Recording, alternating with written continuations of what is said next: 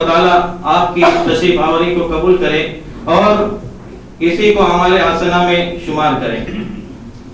اللہ تعالیٰ کی گود سے لے کر کے قبر کی لحد تک اس کو حاصل کر سکتے ہیں، وفات تک اس علم کو حاصل کر سکتے ہیں۔ اور آپ کو یہ بھی معلوم ہونا چاہیے کہ فضیلت الشیخ ابو زید ضمیر حفظہ اللہ ایک انتہائی زبردست اور داعی اور خطیب ہے۔ اللہ تبارک و تعالیٰ نے آپ کی زبان میں بڑی تاثیر دی ہے۔ آپ کے سلیس اور شیریں انداز خطاب سے اللہ تبارک و تعالیٰ نے لوگوں کو شرک و بدعات، خاندانی رسم و رواج اور تقلیدی جمود سے نکال کر کتاب و سنت کی روشن شاہراہ پر گامزن کیا ہے۔ آپ نہ کہ صرف لوگوں کو دین کی دعوت دے کر اس کی اصلاح کی کوشش کی، بلکہ لوگوں کے عقیدے کے ساتھ ساتھ ان کے اعمال اور تمام معاملات کو کتاب و سنت کے مطابق کرنے، صحیح احادیث مبارکہ اور اسی طریقے سے اللہ تبارک و تعالیٰ نے جو پیغام دیا ہے نبی آخر الزمان محمد عربی صلی اللہ علیہ وسلم، ان احکامات کے مطابق کرنے کے لیے فضیلت الشیخ نے مختلف کورسز بنائے ہیں، اور ان کورسز کے ذریعے نہ صرف ایک جدید تعلیم حاصل کرنے والے افراد کے لیے بلکہ بچوں کے ساتھ ساتھ عورتوں کے لیے بھی شیخ نے کورسز بنائے ہیں، اور ان کورسز سے استفادہ کر کے ایک بہت بڑا طبقہ اپنے اعمال اور عقائد اور اپنے معاملات کی اصلاح کر رہا ہے۔ اللہ تبارک و تعالیٰ سے دعا ہے کہ اللہ رب العالمین شیخ کی ان کوششوں کو قبول فرمائے اور شیخ کے علم و عمل اور جذبے دعوت و تبلیغ میں اور اسی طریقے سے ان کی عمر و صحت میں اللہ رب العالمین برکت عطا فرمائے۔ اللہ آج کے اس درس کے اندر، اجتماع کے اندر فضیلت الشیخ کو جو موضوع دیا گیا ہے وہ موضوع بڑا ہی انتہائی اہم ہے، اور موضوع ہے عملی کوتاہی، اس کے اسباب اور اس کے علاج کیا ہے، یہ موضوع ہے۔ اور ہمیں اور آپ کو یہ بات معلوم ہے کہ صرف ایمان لانا یہ انسان کی نجات کے لیے کافی نہیں ہے، بلکہ انسان کی نجات اور خسارے سے بچنے کے لیے ایمان کے ساتھ ساتھ چند چیزوں کا بھی ہونا ضروری ہے۔ جیسا کہ میں نے آپ کے سامنے سورہ عصر کی تلاوت کی، اس سورہ کے اندر اللہ تبارک و تعالیٰ زمانے کی قسم کھاتا ہے، اس کے بعد اللہ تبارک و تعالیٰ فرماتا ہے کہ تمام کے تمام انسان گھاٹے اور خسارے میں ہے، مگر وہ لوگ جو چار صفات سے متصف ہو۔ ان میں پہلی صفت یہ ہے کہ ایمان سے متصف ہو، دوسری صفت یہ ہے کہ ایمان لانے کے بعد عمل صالح کرنے والے ہو، اور تیسری چیز یہ ہے کہ حق کی وصیت کرنے والے ہو، اور چوتھی صفت یہ ہے کہ صبر کی وصیت کرنے والے ہو۔ اور جہاں بھی آپ قرآن مقدس کو اٹھائے، جہاں بھی اللہ تبارک و تعالیٰ نے ایمان کا ذکر کیا ہے تو ایمان کے بعد اللہ تبارک و تعالیٰ نے عمل صالح کا بھی ذکر کیا ہے۔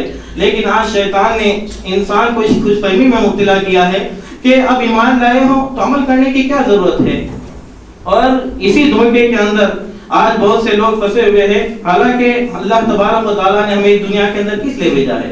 اللہ تبارک و تعالیٰ نے اپنی عبادت کے لیے بھیجا ہے، اور انسان کو زندگی اور جو موت دی ہے وہ کس لیے دی ہے؟ تاکہ انسان اس دنیا کے اندر رہ کر کے نیک اعمال کرے، اور نیک اعمال کر کے اللہ تبارک و تعالیٰ فرماتا ہے کہ لیبلوکم ایکم احسن عملا، اللہ جاننا چاہتا ہے کہ تم میں سے کون بہترین اعمال کر کے آتا ہے۔ تو ہمیں چاہیے کہ ہم اپنے اعمال کو نیک و صالح بنائیں، اسی دنیا کے اندر رہتے ہوئے نیک اعمال کریں۔ اسی کی وضاحت کرنے کے لیے فضیلت الشیخ ابو زید ضمیر کو میں دعوت دیتا ہوں کہ آپ آئیں اور عملی کوتاہی اور اس کے اسباب، عملی کوتاہی کے جو اسباب ہے اور اسی طریقے سے اس کا علاج کیا ہے، یعنی کس طریقے سے دور ہوں گی۔ آئیے فضیلت الشیخ ابو زید ضمیر حفظہ اللہ۔ السلام علیکم۔ ان الحمد لله نحمده ونستعينه ونستغفره ونعوذ بالله من شرور انفسنا ومن سيئات اعمالنا، من يهده الله فلا مضل له ومن يضلل فلا هادي له، واشهد ان لا اله الا الله وحده لا شريك له، واشهد ان محمدا عبده ورسوله، اما بعد فان خير الحديث كتاب الله، وخير الهدي هدي محمد صلى الله عليه وسلم، وشر الأمور محدثاتها، وكل محدثة بدعة، وكل بدعة ضلالة، وكل ضلالة في النار۔ قال الله تبارك وتعالى فلا تعلم نفس ما أخفي لهم من قرة أعين جزاء بما كانوا يعملون۔ میرے دینی بھائیو، آج اس مبارک مجلس میں ہم سب یہاں جمع ہیں، اور اللہ کے دین کی بات سننے کے لیے، قرآن و سنت کی بات کے سننے، سیکھنے اور سمجھنے کے لیے ہم سب یہاں جمع ہیں۔ یہ مجلس ایک بہت ہی قیمتی مجلس ہے جس میں آدمی کا ایمان تازہ ہوتا ہے اور اس کے اندر عمل کے جذبات پیدا ہوتے ہیں۔ آج انسانیت کا، خاص طور سے مسلمانوں کا ایک بہت بڑا مسئلہ یہ ہے کہ ایک بہت بڑی تعداد مسلمانوں کی ایسی ہے جس نے علم کو عمل کا بدل سمجھ رکھا ہے۔ بہت سے وہ ہیں جنہوں نے اقرار ایمان کو آخرت کی نجات کے لیے کافی سمجھ رکھا ہے، اور یہ شیطان کے دھوکوں میں سے ایک بہت ہی خطرناک دھوکہ ہے کہ وہ ایک انسان کو اس دھوکے میں مبتلا کر دے کہ میں جانتا ہوں میرے لیے کافی ہے، میں مانتا ہوں میرا ماننا ہی میری نجات کے لیے کافی ہے۔ یہ بات دین کے بارے میں آدمی سمجھ نہیں پاتا ہے، لیکن دنیا کے بارے میں آدمی سمجھ لیتا ہے۔ ایک آدمی جانتا ہے کون سا بزنس کرنے میں زیادہ فائدہ ہے، وہ اس علم کو اپنے لیے کافی نہیں سمجھتا ہے،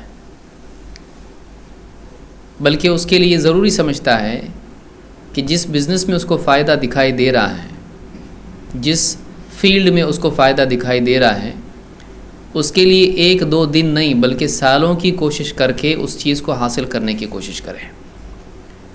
وہ صرف جاننے کو اپنے لیے کافی نہیں سمجھتا ہے، بلکہ یہ بات جانتا ہے کہ اگر انجینئر بننا ہے تو اس کے لیے اتنے سال پڑھنا پڑے گا، ایگزامز دینے پڑیں گے، اس کے لیے اتنے سمندر پار کرنے پڑیں گے۔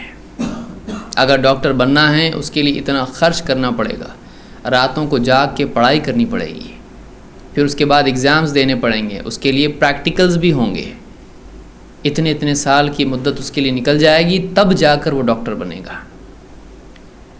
ایک آدمی یہ اچھی طرح سے سمجھ لے کہ علم اور عمل کا معاملہ کیا ہے۔ مثال کے طور پر ایک انسان کو منزل تک پہنچنا ہے اور اس منزل کا راستہ اس کے پاس نہیں ہے۔ اگر اس کے پاس وہ راستہ یا اس کا علم نہ ہو، اس کا نقشہ نہ ہو، تو بہت ممکن ہے وہ آدمی اس منزل سے بھٹک کے کہیں اور پہنچ جائے گا۔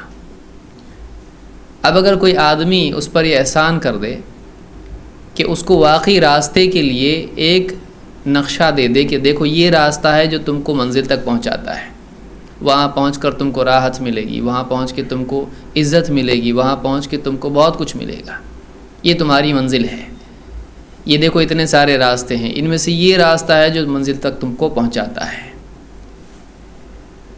اس نقشے کو پانا یہ علم ہے۔ اب اگر آدمی اس نقشے کو لے لے اور راستے کے کنارے کسی پیڑ کے نیچے ٹھنڈی چھاؤں میں بیٹھ جائے اور یہ سوچے کہ چلو منزل معلوم ہو گئی، کہاں پہنچنا ہے، اس کا نقشہ مل گیا مجھ کو، اب میں اچھی طرح سے جان گیا کہ منزل کہاں ہے، کون سا راستہ اپنانا پڑے گا کہ آدمی منزل تک پہنچ جائے۔ اگر وہ اس علم پر اکتفا کر لے تو ایسے انسان کو کامیاب نہیں بلکہ ایسے انسان کو ناکام کہا جائے گا۔ اور ایسے انسان کو واقعی جس کے پاس منزل کا علم بھی ہے، لیکن وہ منزل کا علم پانے کے بعد میں، راستے کا علم حاصل کرنے کے بعد میں راستے کے کنارے بیٹھ جائے اور اس نقشے پر نہ چلے، تو اس کو علم رکھنے کے باوجود جاہل کہا جائے گا۔ کوئی بھی آدمی اس کو ملے گا، کہے گا کہاں جانا ہے آپ کو، کہا وہاں جانا ہے، پھر بیٹھے کیوں یہاں پہ، کہا نقشہ مل گیا، نقشہ مل گیا، راستہ مل گیا مجھ کو، اب معلوم ہو گیا کہاں منزل ہے۔ کوئی بھی آدمی 4 قدم آگے جا کے کہے کیسے جاہل آدمی ہے، کتنا جاہل آدمی ہے کہ یہ راستے کے علم کو منزل تک پہنچنے کے لیے وہ کافی سمجھ رہا ہے۔ سمجھدار آدمی اس کو صلاح کیا دے گا، حضرت یہاں بیٹھنے سے آپ نہیں پہنچو گے، آپ کو راستہ ملا ہے، آپ کو منزل اگر چاہیے تو آپ کو اس راستے پر چلتے رہنا پڑے گا، آپ کو چلنا پڑے گا اس کے اوپر۔ صرف جاننے سے منزل اگر مل جاتی تو سبھی منزل پر پہنچ جاتے ہیں، کیونکہ رسول منزل بتانے ہی کے لیے آتے ہیں۔ اگر صرف جاننے سے منزل مل جاتی تو کسی انسان کو کوئی انکار کرنے کے لیے کچھ کافی نہیں تھا، کیا ضرورت تھی انکار کرنے کی۔ اصل مسئلہ تب آتا ہے جب اپنے نفس کے خلاف، اپنی چاہتوں کے خلاف آدمی کو اپنی منمانی چھوڑ کر اللہ اور اس کے رسول صلی اللہ علیہ وسلم کے بتائے ہوئے راستے پر مسلسل چلنا پڑے۔ سردی، گرمی، بارش، صحت، بیماری، خوشی، غم، تکلیف، راحت، سکھ، دکھ، ان تمام حالات میں اس راستے پر چلتے رہنا، یہ وہ مشکل کام ہے جو لوگ نہیں کر پاتے ہیں۔ ورنہ صرف جاننا کوئی مشکل کام نہیں ہے۔ ایک آدمی 4 کتابیں پڑھ لے اسلام کی، اسلام ایسا کوئی بہت مشکل دین ہے کہ ایک آدمی کو سمجھنے میں بہت دیر لگے، نہیں۔ ایک آدمی کچھ بنیادی باتیں ہیں، چاہے ان پڑھ بھی ہو، کسی عالم سے 1 گھنٹہ بیٹھ کے بات کر لے، اس کو سمجھ میں آ جائے گا زندگی میں کیا کرنا چاہیے۔ اصل مسئلہ جاننے کا نہیں ہوتا ہے، اصل مسئلہ یہ ہوتا ہے جب جان لیتا ہے آدمی تو دوسرا فتنہ آدمی کے لیے ہوتا ہے کہ وہ جاننے کے بعد میں اس معلومات کو کافی سمجھ لیتا ہے۔ اب جان گیا، میں اب سمجھ میں آ گیا، بس میں نے مان لیا، اب بس ختم نہیں، اصل کام اب شروع ہو جاتا ہے۔ علم اور یقین کے بعد اب عمل کا مقام ہے۔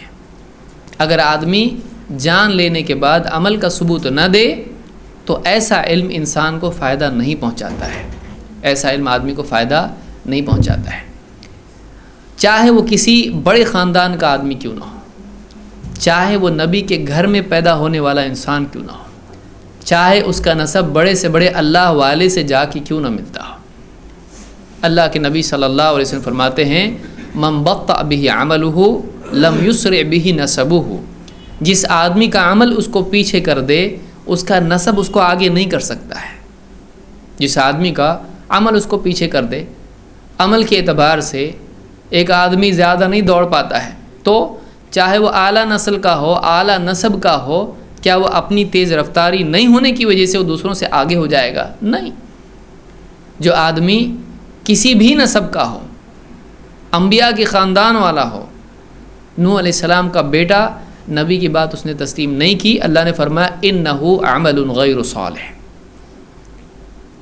نوح علیہ السلام نے جب سفارش کی اپنے بیٹے کے لیے، اللہ نے ان کی سفارش کو قبول نہیں کیا۔ اللہ کا نبی ہے، رسول ہے اللہ کا، لیکن اللہ تعالیٰ نے خود نوح علیہ السلام کو روک دیا، اور وجہ اللہ نے کیا بتائی؟ انہ عمل غیر صالح، اس کا عمل صالح نہیں ہے، اس کا عمل ٹھیک نہیں ہے، وہ آپ کی بات کو ماننے والا نہیں ہے، وہ آپ کے ساتھ کشتی میں سوار ہونے والا نہیں۔ اس کو کیا کرنا تھا؟ بہت بڑا پہاڑ اٹھانا تھا؟ کچھ بھی نہیں، اس کو ایک کام کرنا تھا، وہ یہ کہ نوح علیہ السلام جب اس کو پکار کے آواز دے رہے تھے، ان کی پکار پر وہ لبیک کہتا، ان کی بات مان لیتا اور اپنے قدم سے چل کے کشتی میں سوار ہو جاتا۔ اس کو معلوم تھا کہاں جانا چاہیے، باپ ہے، نبی ہے، رسول ہے اللہ کا، آواز دے رہا ہے، بلا رہا ہے، اور دکھائی دے رہا ہے کہ طوفان آ چکا ہے، پورا معاملہ اب بگڑنے والا ہے، لیکن اس نے نوح علیہ السلام کی بات تسلیم نہیں کی، انکار کیا، اور ان کی دعوت پر چل کر کشتی میں سوار نہیں ہوا۔ تو جو آدمی نبی کا بیٹا بھی ہو لیکن وہ نبی کی بات نہیں مانتا ہے، نبی کی بات پر عمل نہیں کرتا ہے، ایسے آدمی کے بارے میں اگر نبی اور رسول بھی سفارش کرے اللہ قبول نہیں کرے گا۔ نوح علیہ السلام نے کی سفارش، بیٹے کو پکارا، بیٹے نے جب نہیں مانی تو اللہ کو پکارا، اللہ سے دعا کی، اللہ میرے گھر والوں میں سے ہے۔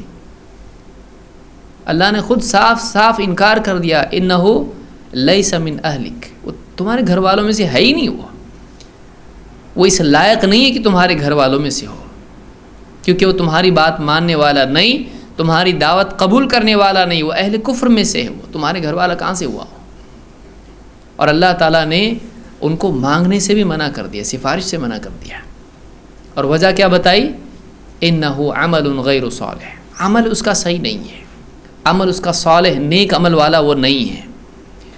لہذا جس آدمی کا عمل خراب ہو وہ اپنے نسب سے اپنے عمل کی بھرپائی نہیں کر سکتا ہے، اس کو یاد رکھیے۔ ایک آدمی اپنے عمل کی کمی کو، اس کی بھرپائی نسب کے بڑا ہونے سے نہیں کر سکتا۔ میں سید خاندان کا ہوں، میں فلانے گھر کا ہوں، میں اللہ والوں کے رشتہ داروں میں سے ہوں، بڑے بڑے علماء میرے خاندان میں ہیں، نہیں، ایک آدمی، میرے والد صاحب عالم ہیں، قاری ہیں، حافظ ہیں، بڑے علامہ ہیں، ٹھیک ہے، تو کیا ہے؟ آدمی بعض اوقات ایسے سہاروں پر اعتماد کر لیتا ہے جو اس کے گمان میں اس کے کام آنے والے ہوتے ہیں، لیکن خود اس کی اپنی زندگی جن پر وہ اعتماد کیے ہوئے ہے ان سے کوسوں دور ہوتی ہے۔ ہر آدمی کو اس کے عمل کے مطابق اللہ کے ہاں جزا ملے گی۔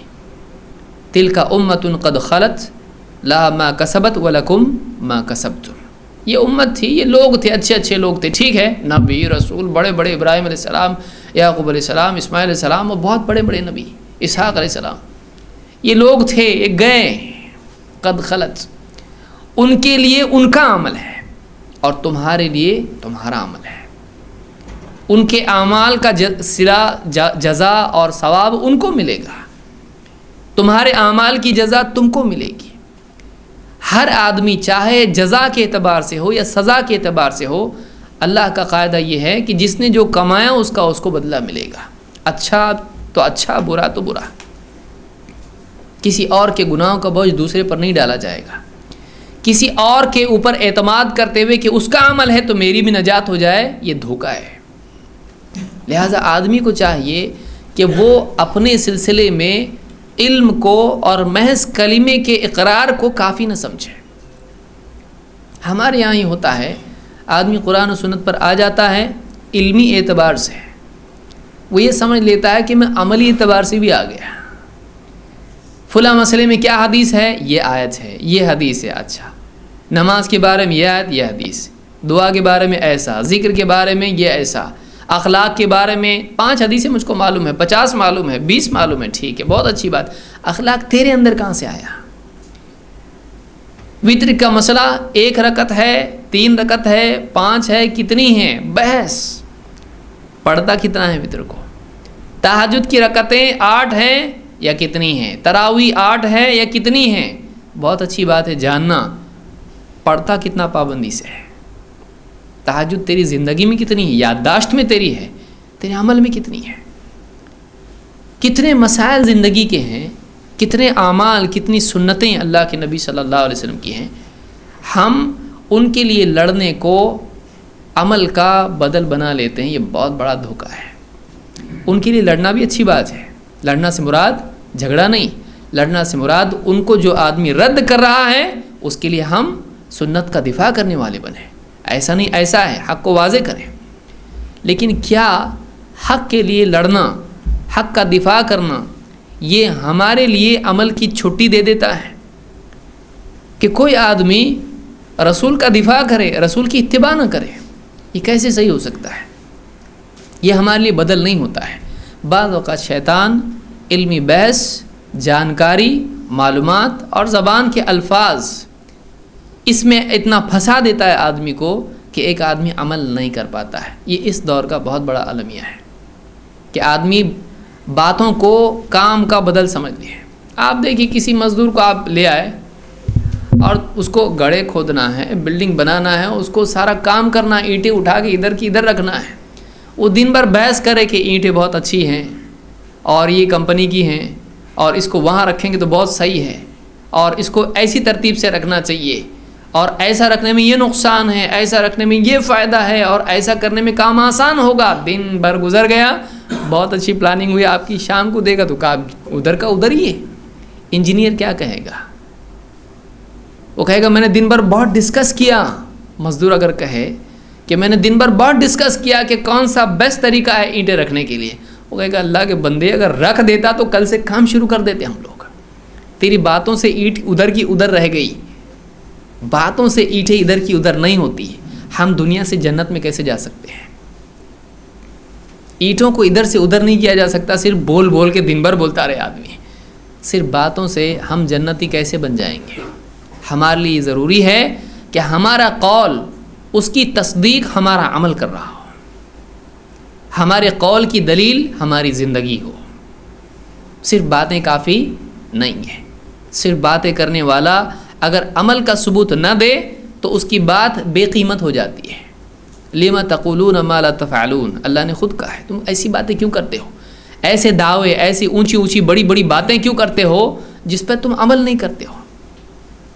کہ آدمی صرف بولنے کو کافی سمجھ لے, آدمی بڑے بڑے دعوے کرنے لگ جائے, لیکن اس کا جب کرنے کا وقت آ جائے تو آدمی کی زندگی میں وہ عمل نہ آئے جس کے اس نے دعوے کیے تھے. اللہ نے اس کو پسند نہیں کیا ہے. اس زمانے میں لوگوں نے کہا ہم یوں کریں گے, تو کریں گے, قربانیاں دیں گے. جب واقعی وقت آیا تو پیچھے ہٹ گئے. تو ایک آدمی کا دعویٰ کرنا, وعدہ کرنا, بڑی بڑی باتیں کرنا اور عمل نہیں کرنا, یہ اس دعوے کو اور اس قول کو, اس بڑی بڑی باتوں کو بے قیمت کر دیتا ہے. آدمی ذلیل ہو جاتا ہے جب واقعی وقت پر عمل نہیں کرتا ہے. یہ جو ذلت ہے آج عام طور سے امت پر چھائی ہوئی ہے. رات میں کھانا وانا کھا لیا, کھانا ہضم کرنے کے لیے پان کی دکان کے باہر آ کے یا چوراہے پر آدمی بیٹھ کے دنیا کی باتیں کرتا ہے. چین میں ایسا ہو رہا ہے, جاپان میں ایسا ہو رہا ہے, ایران میں اور عراق میں ایسا ہو رہا ہے, اور مکہ میں یوں ہو رہا ہے, وہاں کی گورنمنٹ ایسی ہے اور یہاں کا وہ ایسا ہے. ٹھیک ہے, وہاں کی گورنمنٹ اسلام کو نافذ نہیں کر رہی, تو اپنے گھر میں کتنا نافذ کر رہا ہے. کتنے لوگ ہیں آپ دیکھیے, 4 آدمی جمع اگر ہو گئے, دنیا کی باتیں کریں گے, ایسی بات کریں گے جیسے اس نے 50 کتابیں لکھی ہیں اسلامی شریعت کے اوپر. یہ نمائندہ اسلام کا عالمی سطح پر ہے, لیکن واقعی اس کی اپنی زندگی میں اس کو اگر ہاتھ پکڑ کے کونے میں لے کے پوچھیں گے عشاء کی نماز پڑھا تو نے, تو بولے نہیں ابھی جا کے پڑھوں گا میں. کیا زندگی ہے؟ فجر کی نماز پڑھا تو نے, نہیں, نیند نہیں کھلی آج, کتنے سال سے کھل رہی نیند, ابھی تک نہیں, ہوش میں نہیں آیا. تو کتنے لوگ ہیں رات کو 2-3 بجے تک بیٹھیں گے بےہودہ, یہاں وہاں کی کچھ کام نہیں ہے. گورنمنٹ کے پورے اس نے یہ ٹیکس کم کر دیا, اس نے یہ بڑھا دیا, اگلا مارچ میں یہ آنے والا ہے, اور نیا بجٹ یہ ہے, گورنمنٹ نے ایسا کرنا چاہیے تھا. یہاں تک کہ اتنا بڑا وہ نیپولین ہو جاتا ہے کہ پھر بولتا کہ اس نے نہیں, وہاں سے وہاں حملہ کرنا چاہیے تھا, یہاں سے ایسا کرنا چاہیے تھا. اتنی بڑی بڑی اسٹریٹجی اس کے پاس ہوتی ہے, لیکن وہ اس کو اتنی اسٹریٹجی نہیں ہوتی ہے کہ بیوی میں پردہ کیسے آ جائے, بچے نمازی کیسے بن جائے. اتنی اسٹریٹجی اس کے پاس نہیں ہوتی ہے کہ گھر کے اندر دین کیسے آ جائے, کون سی فوج کہاں سے کہاں داخل ہونا چاہیے, اس کو اتنا سمجھتا ہے. کوئی پوچھنے آ رہا ہے اس کے پاس, اس سے کوئی رائے بھی نہیں لے رہا. بیوی بھی گھر کے بارے میں رائے نہیں لیتی اس سے, نہ کھانے کے بارے میں, نہ کسی بارے میں, کسی سلسلے میں کوئی پوچھتا نہیں اس کو. لیکن ایک آدمی اپنے اوقات, اپنی زندگی باتوں میں ضائع کر دیتا ہے. باتوں سے کچھ نہیں ہوتا ہے, باتوں سے بھوک مٹتی. ایک آدمی کو بہت بھوک لگی, گیا کسی کے یہاں پر, بولے یہ کھانا بہت اچھا ہوتا ہے, آپ نے کبھی کھایا ہے؟ پوچھ رہا ہے اس کو. ارے بولے گا سب پوچھ تو لیا آپ نے, کھانا کہاں ہے بھائی, کھانا کہاں ہے؟ بیوی اگر بیٹھ کے گھر میں کہے کہ یہ پکائیں گے, یہ بہت اچھا ہے, اس کا ٹیسٹ بہت اچھا ہے, اس کو ایسا بناتے ہیں, پھر دوسری ڈش, پھر تیسری ڈش, 50 ڈش گنانے کے بعد شور کہے گا اللہ کی بندی کھانا کب بنائے گی, مجھ کو بھوک لگی ہے. باتوں سے, یہ زندگی کی چھوٹی باتیں ہر آدمی سمجھتا ہے. کچن کے بارے میں آدمی اس کو سمجھتا ہے, بلڈنگ کے بارے میں سمجھتا ہے, ڈاکٹر کی دوائی کے بارے میں آدمی سمجھتا ہے. صرف باتیں کرنے سے نہیں ہوتا, علاج کرنا پڑتا ہے. لیکن ایک آدمی آخرت کے بارے میں, جنت کے بارے میں یہ بات کیوں نہیں سمجھتا ہے؟ اس لیے کہ عقل پر شیطان ایسا پردہ ڈال دیتا ہے کہ آدمی بس باتوں میں ہی جیتا رہتا ہے. وہ جھوٹے دھوکے میں جیتا ہے کہ میں واقعی دین کے لیے کچھ کر رہا ہوں, لیکن اس کی اپنی زندگی میں اگر آپ تلاش کریں گے, واقعی زندگی میں دین نہیں آتا ہے. اللہ کے نزدیک اندر جو بنا ہے اس کی زندگی میں, اس کے ایمان کے اعتبار سے, اس کے عمل کے اعتبار سے, واقعی اس نے جو کیا ہے وہ قیمتی ہے. صرف باتوں سے کچھ نہیں ہوتا ہے. باتوں سے کوئی پودا لگتا بھی نہیں, اگتا بھی نہیں ہے. باتوں سے دنیا میں کوئی تبدیلی نہیں آتی ہے, الا یہ کہ اس بات میں حقانیت ہو اور اس بات کے بعد عمل کا ثبوت بھی ہو. حضرت عائشہ رضی اللہ تعالیٰ سے کسی نے پوچھا اللہ کے نبی صلی اللہ علیہ وسلم کا اخلاق کیا تھا؟ کہا کہ تو نے قرآن نہیں پڑھا, آپ کا اخلاق قرآن تھا. کان خلقہ القرآن, آپ کا اخلاق قرآن تھا. یعنی قرآن میں جو باتیں ہیں, جو اللہ کا کلام ہے, اس کلام کی عملی تفسیر اللہ کے نبی صلی اللہ علیہ وسلم کی زندگی تھی. آپ صرف بولنے والے نہیں تھے, آپ کی پورا کردار, آپ کی پوری زندگی, آپ کی زندگی قرآن کی پریکٹیکل ایکسپلینیشن اس کا تھا, وہ عملی تفسیر تھی قرآن کی. آپ کی زندگی دیکھی جائے, یہاں قرآن کی آیت آپ دیکھیے, اذا جاء نصر اللہ والفتح, वरअयत अन्नास यदखुलून फ़ी दीनिल्लाहि अफ़वाजा फसब्बिह बिहम्दि रब्बिका वस्तगफिरहु। आप मस्जिद से उठते थे सुब्हानल्लाह बिहम्दि सुब्हानकल्लाहुम्मा, ये दुआ पढ़ते थे। जहाँ हुक्म है इन्ना सफ़ा वल मरवत मिन शाइरिल्लाह, आपने कहा अब्दअ मिन बदा अल्लाह बिही, अल्लाह ने जहाँ से शुरू किया मैं वहाँ से शुरू करूँगा। सफ़ा से मरवा की तरफ आपने सही की। कितनी आयतें कुरान की आप देखेंगे, आदमी की अक्ल हैरान हो जाती कि वाकई अल्लाह के नबी सल्लल्लाहु अलैहि वसल्लम का ये अमल देखो कुरान की उस आयत से मिलता है। ये ख़ुद एक इल्म का बाब है कि नबी करीम सल्लल्लाहु अलैहि वसल्लम के बहुत सारे अमाल आपने हर जगह नहीं बताया कि मैं ये अमल इस आयत की वजह से कर रहा हूँ। आपका ख़ुद अमल अगर गौर किया जाए वो कुरान की बाज़ आयत इस आयत से मिलता रहता है, उसकी अमली तफसीर है। तो आप सल्लल्लाहु अलैहि वसल्लम सिर्फ बताने वाले नहीं थे, आप सिर्फ बताने वाले नहीं थे, आपकी पूरी ज़िंदगी आपके अक़वाल का अमली नमूना थी।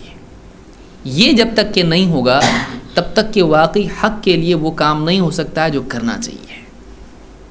लोगों की ज़िंदगी में तब्दीली नहीं आएगी, हमारी अपनी ज़िंदगी में वो तब्दीली नहीं आएगी जिससे अल्लाह ताला हमको कबूल कर ले।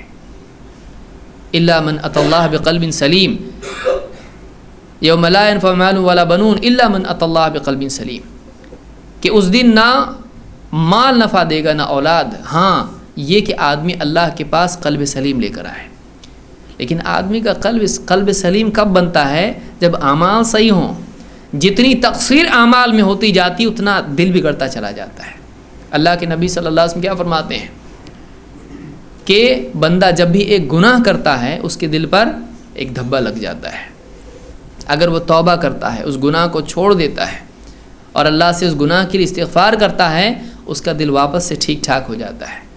और अगर फिर गुनाह में बढ़ता चला जाए, वो धब्बा बढ़ता चला जाता है यहाँ तक कि पूरे दिल पर छा जाता है। और ये वो रैन है या ये वो दिल के ऊपर जंग है जिसका अल्लाह ने कुरान करीम में ज़िक्र किया है। तो ये कल्ला बल अराना अला कुलूबिहिम मा कानू यक्सिबून, उनके दिलों पर जंग लग गया उनकी करतूत के बदौलत, उनके आमाल के नतीजे में। तो आदमी का हर अमल उसके क़ल्ब पर असर डालता है, चाहे वो बुरा अमल हो या अमल की कोताही हो, उससे दिलों में ख़राबी पैदा होती है। फ़राइज़ का तर्क करना, मुहर्रमात का इर्तिकाब करना, बुरे काम करना, अच्छे काम छोड़ना, इससे दिल पर नुकसान होता है, दिल पर असर पड़ता है। तो अमल से कोई फ़रार नहीं है, चाहे आपको दुनिया की खेती करना हो या आखिरत की खेती करना हो। हल चलाए बग़ैर, बीज बोए बग़ैर, उसकी हिफाजत किए बग़ैर, फसल काटे बग़ैर कुछ मिलता नहीं, कुछ मिलता नहीं है। यही मामला आखिरत का है, यही मामला आखिरत का है। और आखिरत के बारे में अल्लाह ताला ने खेती ही की मिसाल दी है, अल्लाह ने आखिरत के बारे में भी खेती की मिसाल दी है। लिहाजा ये बुनियादी नुक्ता है जिसको समझना ज़रूरी है। जैसे दुनिया के बारे में आदमी समझता है कि सिर्फ जानने से काम नहीं बनता है, उस इल्म के तकाज़े को पूरा किए बग़ैर नतायज सामने नहीं आते हैं। जब तक कि उस इल्म के तकाज़ों को आदमी पूरा नहीं करता है, फ़वाइद नहीं मिलते हैं, फ़ायदा नहीं मिलता है। डॉक्टर के दवाई बताने पर समझ में आ गया, अच्छी तरह से समझ में आ गया, लेकिन जब तक कि वो दवाई आदमी खाएगा नहीं तब तक कि उसको फ़ायदा होगा नहीं। ये दुनिया का कायदा है, यही आखिरत का भी कायदा है। सिर्फ जानने से नजात नहीं होती है, उसके मुताबिक ज़िंदगी में अमल भी होना चाहिए, तब जाके नजात होगी। इसीलिए अल्लाह ताला ने कुरान करीम में फरमाया फ़ला तअलमु नफ़्सुम मा उख़फ़िय लहुम मिन क़ुर्रति अयुन जज़ाअन बिमा कानू यअमलून। कोई नहीं जानता है कि उसकी आँखों की ठंडक का क्या सामान अल्लाह ताला ने उसके लिए तैयार कर रखा है। ये बदला है उन आमाल का जो वो करते रहे। जज़ाअन बिमा कानू यअलमून, अल्लाह ने नहीं कहा। क्या मतलब हो जाएगा ऐसा? जज़ाअन बिमा कानू यअलमून, ये बदला है उन सब तमाम बातों का जो वो जानते थे। क्या ये बदला जानने का है? नहीं, अल्लाह ने कहा जज़ाअन बिमा कानू यअमलून, ये बदला है उन तमाम अमाल का जो करते रहे। मालूम हुआ कि जन्नत सिर्फ इल्म का बदला नहीं है, बल्कि जन्नत अमल का बदला है। इल्म तो अमल की इस्लाह के लिए है, इल्म अमल के सही होने के लिए है। कि एक आदमी दौड़ा चला जाए तो अब अमल तो करेगा वो, لیکن علم یہ ہے کہ اس راستے پر مت جا، اس راستے پر جا، یہ منزل تک لے جاتا ہے۔ تو علم عمل کی اصلاح کے لیے ہے، علم فی نفسی ہی مقصود نہیں ہے، وہ بدل نہیں ہے عمل کا، وہ عمل کو صحیح کرنے کے لیے ہے۔ اصل چیز تو عمل ہے جس کے نتیجے میں دنیا ہو یا آخرت ہو نتائج پیدا ہوتے ہیں۔ اسی لیے اللہ تعالیٰ نے بھی آخرت کی کامیابی کے لیے عمل کو سبب بتایا ہے۔ جنت کے لیے سبب کیا ہے؟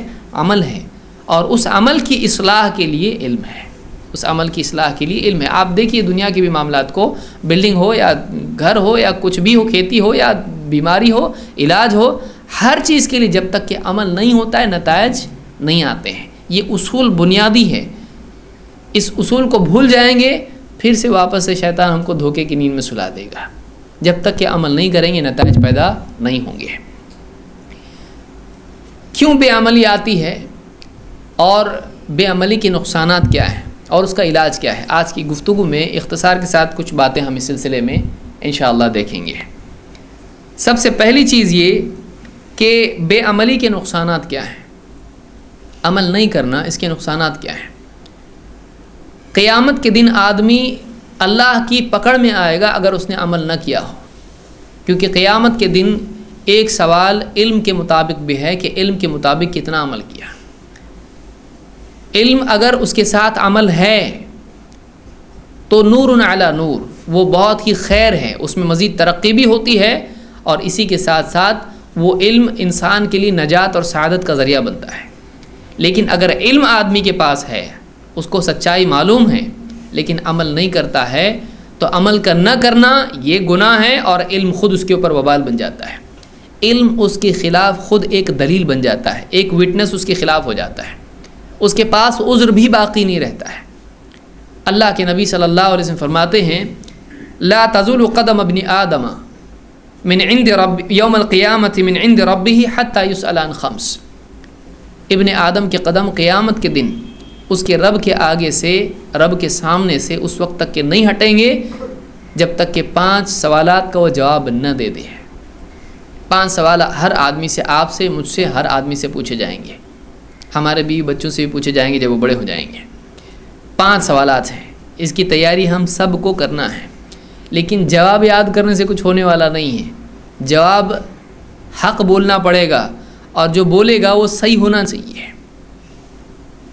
جیسے ایک مزدور کو کچھ پیسے مالک دے دے، جاؤ اس کا یہ لے آؤ، اب وہ جا کے پیسے کھا لے، خرچ کر لے، فلم دیکھے اور شراب پی لے، اور شام کو واپس پیسے کی چیز لانے کی بجائے خالی ہاتھ آئے، مالک پوچھے کیا کیا، سچ سچ بتا دیا تو جواب دے دیا اس نے۔ لیکن کیا یہ جواب دینا اس کے لیے نجات کا ذریعہ بنے گا؟ جواب دینے کا مطلب یہ کہ اس کا حساب لیا جائے گا، کیا کیا تو نے۔ 5 سوالات ہیں، اگر جواب ایسا ہو کہ اللہ کی رضا کے خلاف ہے تو یہ آدمی پکڑ میں آئے گا۔ صرف جواب دینا کافی نہیں۔ ہم لوگ یہ سمجھتے ہیں کہ جواب یاد کر لیں گے، دے دیں گے، کہاں سے دے گا جواب؟ جواب صحیح ہونا چاہیے، وہاں جھوٹ نہیں بول پائے گا آدمی۔ 5 سوال پوچھے جائیں گے، عن عمرہ فیما افنا، وعن شبابہ فیما ابلاہ، وعن مالہ من این اکتسبہ وفیما انفقہ، وماذا عمل فیما علم۔ 5 سوال ہیں۔ کیا ہے؟ اپنی عمر کس چیز میں کھپائی، اپنی عمر کے اوقات، ٹائم کس چیز میں خرچ کیا۔ نمبر 2، اپنی جوانی کی طاقت کن چیزوں میں لگائی، طاقت، ہیلتھ۔ نمبر 3، مال کہاں سے کمایا، کہاں خرچ کیا، انکم، مال، پیسہ۔ اور نمبر 5، وماذا عمل فیما علم، جو کچھ جانتا تھا اس پر کتنا عمل کیا۔ 4 چیزیں ہیں بطور نعمت، ان چاروں کا اس کو حساب دینا پڑے گا، ٹائم، صحت، مال اور نالج۔ یہ 4 چیزیں ہیں، قیامت کے دن ان کا حساب آدمی کو دینا پڑے گا کہ تو نے جو جانا اس پر کتنا عمل کیا۔ تو 5واں سوال یہ بھی ہے کہ اپنے علم کے مطابق تیری زندگی تھی یا نہیں تھی۔ لہٰذا آج اگر ہم صحیح ڈھنگ سے اپنے علم کے مطابق بن جاتے ہیں تو قیامت کے دن جواب دینا آسان ہوگا۔ اس حدیث کو امام الترمذی نے روایت کیا، اور اس کے علاوہ بھی محدثین نے اس کو روایت کیا ہے، اور یہ حسن درجے کی روایت ہے۔ دوسری چیز، اگر ایک آدمی کے پاس علم ہے اور اتنا ہے کہ وہ دوسروں کو بھی عمل پر لانے کے لیے سمجھا بجھا کے ان کو دین کی بات سکھاتا ہے، لیکن خود عمل نہیں کرتا ہے، تو اللہ کی نگاہ میں ایسا آدمی بے عقل آدمی ہے۔ یہ خود ایک جہالت ہے کہ ایک آدمی دوسروں کو صحیح بات بتائے لیکن اس کی زندگی میں وہ فرائض و احکام نہ ہوں جو اللہ کی طرف سے اس پر عائد کیے ہوئے ہیں۔ اللہ تعالیٰ فرماتا ہے اتأمرون الناس بالبر وتنسون انفسکم وانتم تتلون الکتاب افلا تعقلون۔ کیا تمہارا یہ حال ہے کہ تم لوگوں کو بھلی باتوں کی تاکید کرتے ہو اور خود اپنے آپ کو بھول جاتے ہو، حالانکہ تم اللہ کی کتاب پڑھتے ہو، آسمانی علم تمہارے پاس ہے، اس میں ساری وعد و وعید سب ہے، بے عملی کی سزا بھی بتائی گئی ہے۔ وَأَنْتُمْ تَتْلُونَ الْكِتَابَ أَفَلَا تَعْقِلُونَ۔ کیا تم عقل سے کام نہیں لیتے؟ کیا تم کو عقل نہیں ہے؟ کیا تم کو سمجھ نہیں ہے؟ تم کو سمجھتا ہے کہ نہیں سمجھتا ہے؟ ہماری زبان میں اس کو ایسا بولا جائے گا، افلا تعقلون۔ تم کو کچھ سمجھتا ہے کہ نہیں؟ تم کو عقل ہے کہ نہیں؟ تم عقل سے کام لیتے کہ غور کرتے بھی ہو کبھی اس حال پر کہ تم لوگوں کو بھلائی کی تاکید کر رہے ہو؟ باپ بیٹے کو بول رہا ہے نماز گیا تھا؟ نہیں، جلدی جا۔ لیکن بیٹا پلٹ کے باپ کو دیکھ رہا، آپ کا کیا، آپ تو گھر میں بیٹھے ہو، آپ نہیں پڑھتے نماز، مجھ کو ڈانٹ ڈپٹ کے نماز کے لیے بھیج رہے ہو، لیکن خود کا کیا حال ہے؟ کتنے لوگ ہیں جو خیر کی بات بولتے ہیں، مسجد میں سنی جمعہ کا خطبہ، گھر پہ جا کے سب برس پڑے گھر کے اندر، ایک دن میں پورا دین زندہ باد، لیکن واقعی اس کی زندگی میں دین ہے؟ بیوی کو سمجھائے، بیوی بولی کہ پہلے تم سدھرو۔ بیوی کو کوئی ایک بات بتاتا ہے، بولتا فجر کو کیوں نہیں اٹھتے آپ؟ بیوی خود بولتی ہے، اس پر دباؤ جیسے ڈالنا شروع کرتا ہے ویسے وہ بھی کیا کرتی ہے، جب پیسنا شروع ہوتی ہے تو پھر اس کو بھی کھینچتی ہے کہ تمہارا یہ عمل کیوں ہے، تم سگریٹ کیوں پیتے ہو، تم یہ کیوں کرتے ہو، تم جوا کیوں کھیلتے ہو، تم ایسا کیوں کرتے ہو۔ تو آدمی بولتا ہے دوسروں کو لیکن اس کی اپنی زندگی میں نہیں ہوتا ہے، لہٰذا اللہ کے ہاں بھی وہ ذلیل ہے اور لوگوں کے ہاں بھی ایسا آدمی ذلیل ہوتا ہے۔ بہت سارے لوگ جب ان کے نفس کے خلاف آپ حق بات ان کو بتاؤ گے، فوراً وہ دیکھیں گے اس میں کیا کمی ہے جو اس کو بتایا جائے، ہاں تم ایسا کیوں کرتے ہو، فوراً وہ ہماری غلطی پکڑ لیتے ہیں۔ کیوں؟ ہماری زندگی پرفیکٹ نہیں ہے، ہماری زندگی میں اگر عمل ہے تو سامنے والا بولے گا یہ آدمی سب عمل کرتا ہے، بھائی اس کی بات ماننا چاہیے، اس میں عیب نہیں ہے۔ تو ایک آدمی کی زندگی میں جب عمل ہوتا ہے تو دوسرے اس کی بات مانتے ہیں اور اس کی عزت برقرار رہتی ہے، مخلوق کی نگاہ میں بھی اور اللہ کے ہاں بھی۔ تو اللہ تعالیٰ نے ایسے لوگوں کو بے عقل قرار دیا ہے جو لوگوں کو تاکید کریں بھلائی کی لیکن خود عمل نہ کریں۔ اللہ ہم سب کی حفاظت فرمائے۔ نمبر 3، اللہ تعالیٰ کو قول و عمل کے تضاد سے نفرت ہے۔ اللہ تعالیٰ قرآن کریم میں فرماتا ہے یا ایھا الذین آمنوا لم تقولون ما لا تفعلون کبر مقتا عند اللہ ان تقولوا ما لا تفعلون۔ یہ سورہ الصف کی آیات ہیں۔ اللہ نے فرمایا کہ اے ایمان والو، خطاب ایمان والوں سے ہے۔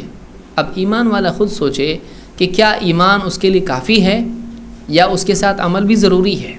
اللہ تعالیٰ ایمان والوں سے خطاب کر رہا ہے، اے ایمان والو، یا ایھا الذین آمنوا لم تقولون ما لا تفعلون، تم ایسے دعوے، ایسی باتیں کیوں کرتے ہو جس کے مطابق تم عمل نہیں کرتے ہو۔ کبر مقتا عند اللہ ان تقولوا ما لا تفعلون، اللہ کے نزدیک یہ بات بہت ہی قابل نفرت ہے، بہت ہی سنگین اور گری ہوئی بات ہے کہ تم وہ کہو جو کرتے نہیں ہو، تم کہو اور نہ کرو، اللہ کو بالکل پسند نہیں ہے۔ قول و عمل کا تضاد اللہ کو پسند نہیں، لہٰذا وہ آدمی جس کی زندگی میں قول و عمل کا تضاد ہو، باتوں میں اور عمل میں ٹکراؤ ہو، بولتا ایک ہے کرتا ایک ہے، بولتا ہے کرتا نہیں ہے، تو ایسا جو تضاد زندگی میں ہے، ایسا آدمی بھی اللہ کے نزدیک قابل نفرت ہو جائے گا۔ جو برائی اللہ کو پسند نہیں ہے کوئی چیز، اس کا کرنے والا بھی اللہ کو پسند نہیں ہے۔ تو اس کے لیے یہ ضروری ہے کہ آدمی اپنی زندگی سے قول و عمل کے تضاد کو نکالے، ورنہ وہ اللہ کے نزدیک قابل نفرت انسان بن جائے گا۔ نمبر 4، اگر آدمی کے پاس علم ہے لیکن وہ عمل نہیں کرتا ہے تو ایسے آدمی کی وعید کیا ہے۔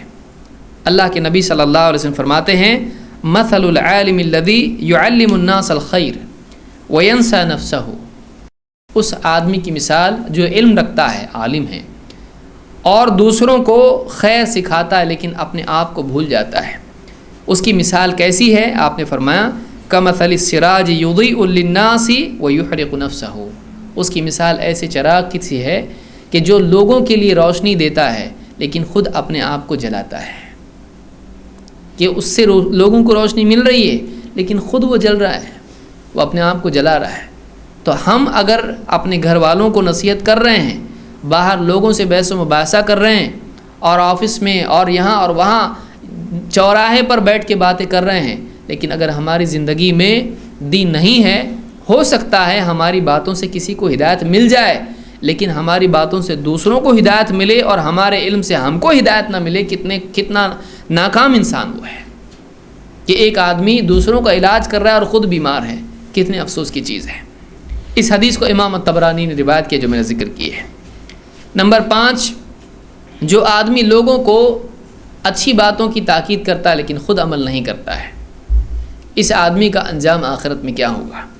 اللہ کے نبی صلی اللہ علیہ وسلم فرماتے ہیں یجاء بالرجل یوم القیامۃ فیلقی فی النار، قیامت کے دن ایک آدمی کو لایا جائے گا اور اس کو جہنم میں ڈال دیا جائے گا، فتندلق اقطابہ فی النار فیدور کما یدور الحمار برحاہ، اس آدمی کی اتڑیاں جہنم میں باہر نکل آئیں گی اور وہ اپنی اتڑیوں کو لے کر جیسے ایک گدھا چکی کے اطراف گھومتا ہے، گاؤں دیہات میں آپ نے دیکھا ہوگا گنے کا رس نکالنے کے لیے یا کچھ کام کرنے کے لیے بیل باندھ کس طرح سے اس کو یعنی گھومتا رہتا ہے، وہ تو وہ اپنی اتڑیاں لے کے گھومے گا جیسے گدھا گھومتا ہے۔ فیجتمع اہل النار علیہ، اس پر جہنمی لوگ جمع ہوں گے، جب اس کا یہ حال دیکھیں گے عجیب و غریب سزا، تو وہ لوگ اس کے پاس جمع ہوں گے۔ فیقولون ای فلان ما شأنک، لوگ اس سے کہیں گے ارے فلاں یہ کیا حال ہے تیرا؟ الیس کنت تأمرنا بالمعروف وتنہانا عن المنکر، کیا تو ہی نہیں تھا جو ہم کو بھلائی کی تاکید کرتا تھا اور برائی سے منع کرتا تھا؟ تو ہی تو تھا جو ہم کو بولتا تھا ایسا کرو ایسا مت کرو۔ وہ جواب ان کا دے گا، وہ کیا کہے گا؟ وہ کہے گا کنت آمرکم بالمعروف ولا آتیہ وانہاکم عن المنکر وآتیہ، میں تم کو نیک کام کرنے کا حکم دیتا تھا لیکن خود نہیں کرتا تھا، میں برائیوں سے تم کو منع کرتا تھا لیکن میں خود ان برائیوں کا ارتکاب کرتا تھا، اللہ کے فرائض تم کو سکھاتا تھا لیکن میں فرض چھوڑ دیتا تھا، کیونکہ نوافل کے چھوڑنے پہ تو کوئی گناہ نہیں ہے، لیکن فرائض تم کو تعلیم دیتا تھا لیکن خود فرائض چھوڑ دیتا تھا، میں حرام چیزیں تم کو منع کرتا تھا لیکن خود حرام چیزوں کا ارتکاب کرتا تھا۔ تو جس انسان کی زندگی میں دعوت کے باوجود، لوگوں کی تربیت و اصلاح کے باوجود، تلقین کے باوجود، امر بالمعروف اور نہی عن المنکر کے باوجود زندگی میں اچھائیاں فرائض چھوڑے جائیں اور اس کے زندگی میں محرمات حرام چیزیں آ جائیں، ایسا آدمی قیامت کے دن عام لوگوں سے زیادہ سزا دیا جائے گا۔ اس طرح کی سزا ہوگی کہ لوگ اس کے آس پاس جمع ہو جائیں گے۔ دنیا میں اس کے آس پاس جمع ہوتے تھے عزت کے اعتبار سے، لیکن قیامت کے دن جہنم میں جمع ہوں گے ذلت کے اعتبار سے، کہ دوسرے لوگوں کو یہ سزا نہیں ہے، جمع ہونے والوں کو یہ سزا نہیں ہے، اس کو یہ سزا ہے جس سے لوگوں کے بیچ پہچانا جائے گا۔ اللہ ہم سب کی حفاظت فرمائے۔ اس حدیث کو امام البخاری اور مسلم دونوں نے روایت کیا ہے۔ وہ کیا اسباب ہے جن سے آدمی کی زندگی میں بے عملی آتی ہے؟ کیوں آدمی بے عمل ہو جاتا ہے؟ ایک ایک کر کے ہم یہ دیکھیں، اس کے بعد اس کا حل بھی دیکھیں گے انشاءاللہ۔ نمبر 1، شیطان کے وساوس۔ آدمی عمل کرنا چاہتا ہے، شیطان آ کے اس کو عمل سے روک دیتا ہے۔ اللہ کے نبی صلی اللہ علیہ وسلم نے ایک مثال اس کی دی ہے۔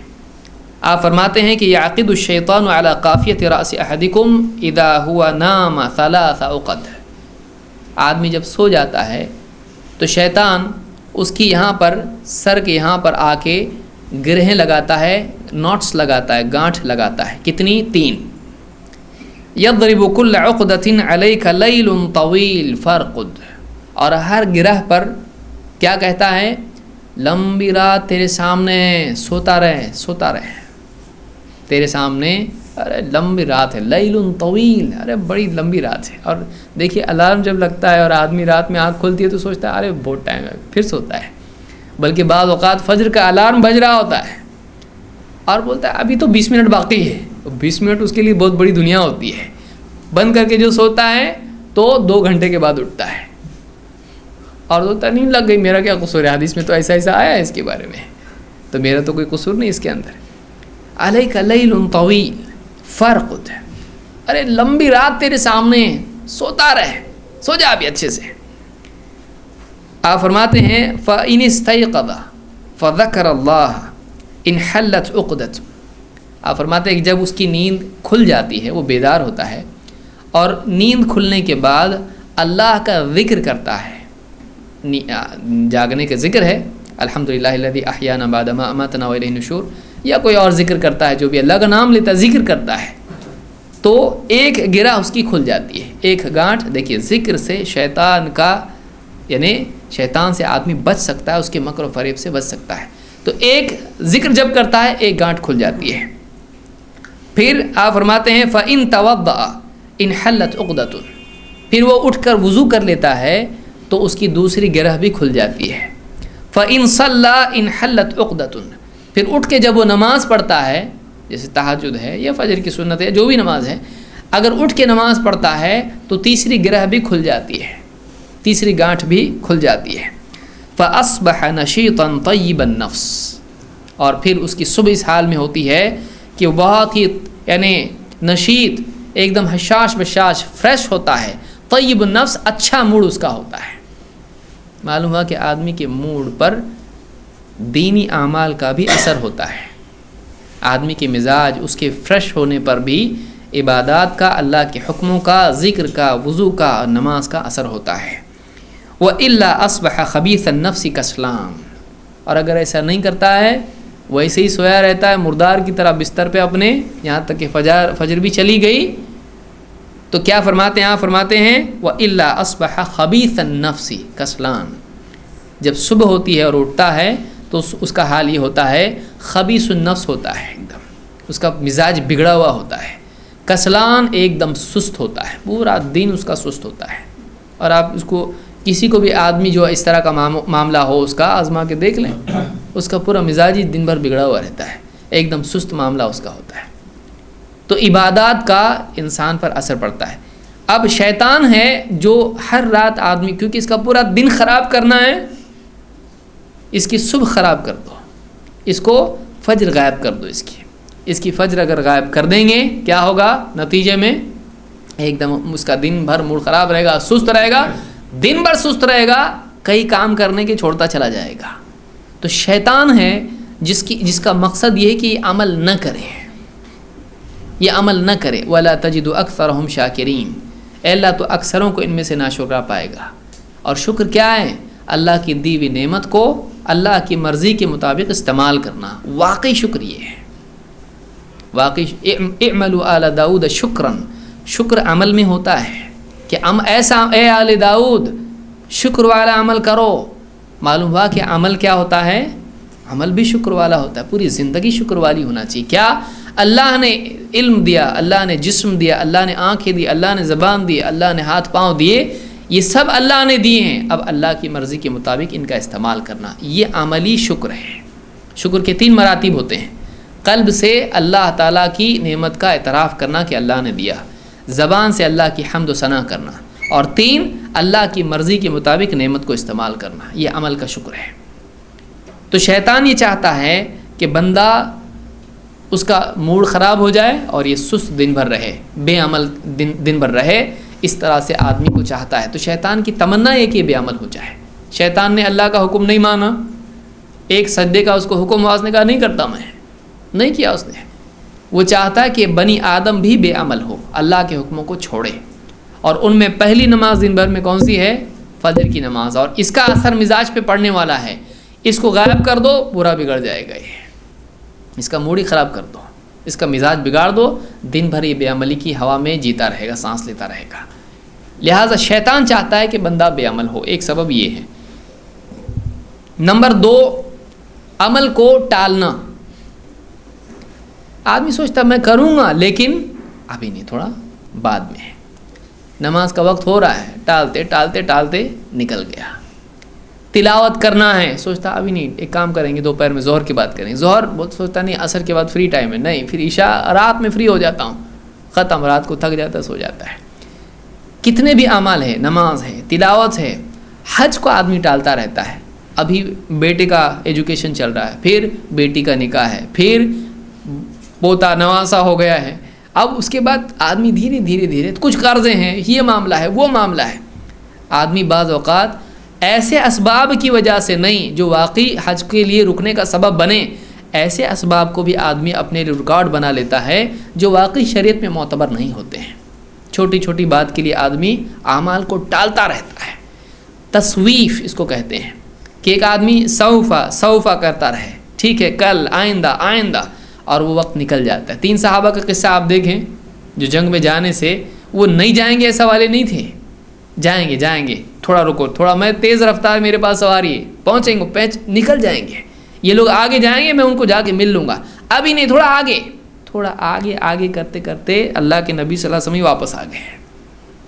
تو آدمی جب عمل کو ٹالتا ہے تو عمل کو ٹالنے کا مطلب یہ ہے کہ عمل کا وقت ہی نکل جائے گا. شیطان آدمی کو کرنے لگاتا ہے. اس سلسلے میں حسن بصری رحمۃ اللہ علیہ فرماتے ہیں ایاک والتسویف, خبردار اپنے عمل کو آگے پر ٹالتا مت رہے. ایاک والتسویف, تسویف سے بچتا رہے. فإنک بیومک ولست بغدک, اس لیے کہ تیرا جو کچھ ہے وہ آج ہے, کل تیرا نہیں ہے. آپ کے پاس کیا آج ہے, کل آپ کے پاس نہیں ہے. کل جب آئے گا تو وہ بھی آج ہو جائے گا. تو یہ جو تھا وہ کل کا تھا نا, آج جو آپ کو ملا ہے وہ کل کا کل ہے, تو یہ بھی تو وہی کل ہے. تو کیا کل آپ نے جو پلاننگ کی تھی وہ آج آپ کر رہے ہیں؟ نہیں. تو آج جو کرے وہ بھی کل کہاں سے کرنے والے ہیں. تو آج تیرا جو ہے وہ آج ہے, جو کچھ ہے تیرے پاس تیرے ہاتھ میں جو ہے وہ کل نہیں ہے. کل معلوم نہیں زندگی ملے گی کہ نہیں ملے گی. کتنے لوگ ہیں جو رات میں کل کے پلاننگ کر کے الارم لگا کے سوتے ہیں, ان کا نہ اٹھنا خود دوسروں کے لیے الارم ہو جاتا ہے. بیوی اٹھا رہی, اٹھیے, کائے کا اٹھتا ہے. تھوڑا یقین نہیں آتا ہے, دل میں شک آتا ہے گیا تو نہیں, تو بولتی نہیں, پھر اٹھاتی امید کے ساتھ میں, نہیں اٹھ رہا ہے وہ. بیٹوں کو آواز دیتی, بیٹے آ کے اٹھاتے ہیں, پھر نفس چیک کرتے ہیں, دل کی دھڑکن ان کی بڑھ جاتی, اس کی رک چکی ہے. دیکھتے ہیں اشاروں میں بات ہوتی ہے, نہیں, پھر رونا دھونا شروع ہو جاتا ہے. رات میں سویا تھا, اچھا تھا, ہمارے ساتھ بات چیت ہوئی, ادھر ادھر کی باتیں ہوئی, کل ایسا کریں گے وہ کریں گے, کل ایڈمیشن کے لیے بیٹے کے لیے جانا ہے, فلاں چیز ہے, گیا. تو کل گیا اس کے بعد جو کچھ تھا وہ آج تھا. فَإِنَّكَ بِيَوْمِكَ وَلَسْتَ بِغَدِكَ, تیرے پاس جو کچھ ہے وہ تیرا آج ہے, کل تیرے پاس نہیں ہے. فَإِن يَكُنْ غَدٌ لَكَ فَكِسْ فِي غَدٍ كَمَا كِسْتَ فِي الْيَوْمِ, اگر کل مل بھی جائے تجھ کو تو پھر اس میں ویسا ہی عقل مندی والا طریقہ اختیار کر جیسا آج کرے گا. وَإِن لَمْ يَكُنْ لَكَ غَدٌ لَمْ تَنْدَمْ عَلَى مَا فَرَّطْتَ فِي الْيَوْمِ, اور اگر کل تجھ کو نہ ملے تو یعنی آج جو کوتاہی تجھ سے ہوئی اس پہ افسوس تجھ کو نہیں ہوگا. یعنی تجھ کو چاہیے کہ تو اپنے آج سے پورا کا پورا فائدہ اٹھا لے. اگر تو آج صحیح ڈھنگ سے جیا اور کل تجھ کو نہیں ملا تو کل جا کے تجھ کو افسوس ہوگا نہیں ہوگا. لیکن کل کے بھروسے پہ آج کو تو نے برباد کر دیا, کل کے بھروسے پہ آج کو تو نے برباد کر دیا, تو تجھ کو کل کیا کرنا پڑے گا؟ اگر کل نہیں ملا تو کل تجھ کو افسوس کرنا پڑے گا. کل کون سا کل؟ جو آخرت والا کل بن چکا ہوگا, وہ آخرت والا کل ہوگا. پھر زندگی نہیں ملے گی, توبہ کا موقع نہیں ملا, عمل کا موقع نہیں ملا. کتنے لوگ ہیں کہتے جوانی میں ایسا کرتا تو کتنا اچھا ہوتا. کتنے لوگ کہتے ہیں کہ بچپن میں پڑھا ہوتا تو جوانی میں بھاگنا نہیں پڑا ہوتا ادھر ادھر جاب کے لیے. کتنے لوگ ہیں جو دنیا میں اپنے ماضی پر پچھتاتے ہیں یہاں, لیکن پھر بھی موقع ہوتا ہے. یہاں کی کوئی بڑی ناکامی اتنی بڑی ناکامی نہیں ہوتی کہ سب کچھ کھو گیا, ایسا نہیں ہوتا ہے. آخرت کی ناکامی اتنی سیریس ناکامی ہوگی کہ موقع واپس سے آدمی کو نہیں ملے گا. تو آدمی آج اپنا, میری زندگی کتنی ہے, فجر کو اٹھنے سے لے کے رات کو سونے تک میری اتنی زندگی ہے, اس میں جو میں نے کیا وہ کیا. کل چھوڑ دو, وہ تو گیا. یہ آئے گا کہ نہیں آئے گا کنفرم نہیں ہے. ریلوے کی ٹکٹ کنفرم ہو سکتی ہے, زندگی کنفرم نہیں ہے. کل کا دن آئے گا کہ نہیں آئے گا کچھ کنفرم نہیں ہے. کون آدمی بتائے گا؟ بتائیے, کوئی ہے دنیا کا آدمی بڑے سے بڑا کوئی سائنسداں ہے جو کنفرم بتائے کہ کل میں رہوں گا؟ نہیں, کل کنفرم نہیں ہے, کنفرم نہیں, ویٹنگ میں ہو, ملا نہیں ملا. تو ہمارا جو کل ہے اس کے بھروسے پہ آپ آج اگر رہتے ہیں کہ کل میں ایسا کروں گا، آج نہیں، آج کا کام کل پہ ٹال دیے، کل اگر موت آ گئی تو افسوس ہوگا، پچھتانا پڑے گا۔ تو نمبر 2 کل پر ٹالنا۔ نمبر 3 بے عملی کے ساتھ، بہت سارے لوگوں کا تیسرا مسئلہ کیا ہے؟ بے عملی کیوں؟ بہت سارے لوگ سوچتے ہیں اللہ غفور الرحیم ہے تو مجھ کو معاف کرے گا، یہ پکا ہے؟ نہیں، اللہ تعالیٰ شدید العقاب بھی ہے۔ اللہ تعالیٰ کی معرفت میں نقص آدمی کو بے عمل بناتا ہے۔ ایک آدمی اللہ تعالیٰ کی رحمت پر بھروسہ کر کے عمل چھوڑ دیتا ہے اور وہ یہ سمجھتا رہتا ہے کہ اللہ چونکہ معاف کرنے والا ہے تو اللہ تعالیٰ مجھے بھی معاف کرے گا۔ اللہ تعالیٰ نے اس سے کوئی عہد نہیں کیا ہے، اللہ نے اس سے کوئی وعدہ نہیں کیا ہے کہ میں تجھ کو معاف کروں گا۔ اللہ معاف کرنے والا ہے، اللہ جس کو چاہے گا معاف کرے گا، اور اللہ تعالیٰ سزا دینے والا ہے، اللہ جس کو چاہے سزا دے گا۔ تو اس کا نمبر 2 میں سے ایک کسی بھی لسٹ میں لگ سکتا ہے، معاف کی جانے والی لسٹ میں، مغفرت والی لسٹ میں لگ سکتا ہے۔ لگ گیا نمبر تو بہت خوش قسمت، اور اگر نہیں لگا تو دوسری لسٹ کون سی ہے؟ سزا پانے والوں کی ہے۔ اتنا بڑا رسک کون آدمی لیتا ہے بتائیے؟ اتنا بڑا رسک لینا، یعنی ایک آدمی کتنا بڑا خطرہ مول لے رہا ہے۔ اللہ غفور الرحیم ہے، بہت ممکن ہے مجھ کو معاف کر دے تو میں عمل نہیں کروں گا۔ اچھا، اور اگر اللہ نے معاف نہیں کیا تو اس کو سزا ملے گی، تو کتنا بڑا خطرہ مول رہا آدمی ہے۔ یہ ایک آدمی ٹرین میں نہیں بیٹھتا ہے بغیر ٹکٹ کے، تو ٹکٹ چیک کرنے والا آتا ہے، کبھی چیک نہیں بھی کرتا ہے۔ کتنے لوگ بغیر ٹکٹ کے نکل جاتے ہیں، لیکن سوچتا کبھی پکڑا تو، کبھی پکڑ میں آ گیا تو کتنا بڑا فائن لگے گا، بے عزتی ہوگی، کیا کچھ نہیں ہوگا۔ تو آدمی بولتا بھائی کبھی چیک کر لیا تو نقصان ہو جائے گا، اس لیے آدمی خطرے کو پہلے سامنے رکھتا ہے، اس کو نہیں کہ نہیں بھی چیک ہو سکتا ہے، کسی چھوڑ بھی سکتا ہے، معاف بھی کر سکتا ہے، لیکن پکڑا تو کتنی بے عزتی ہوگی، نقصان کتنا بڑا ہوگا، عزت کا نقصان ہوگا۔ جہنم کیا اس سے چھوٹا خطرہ ہے؟ جہنم کیا اتنی چھوٹی چیز ہے کہ آدمی اتنا بڑا رسک لے؟ اللہ کی ناراضگی کیا اتنا چھوٹا رسک ہے؟ ایک آدمی کتنی آسانی سے بول دیتا اللہ معاف کرنے والا ہے، ہو سکتا معاف کر دے، ہو سکتا سزا بھی دے دے۔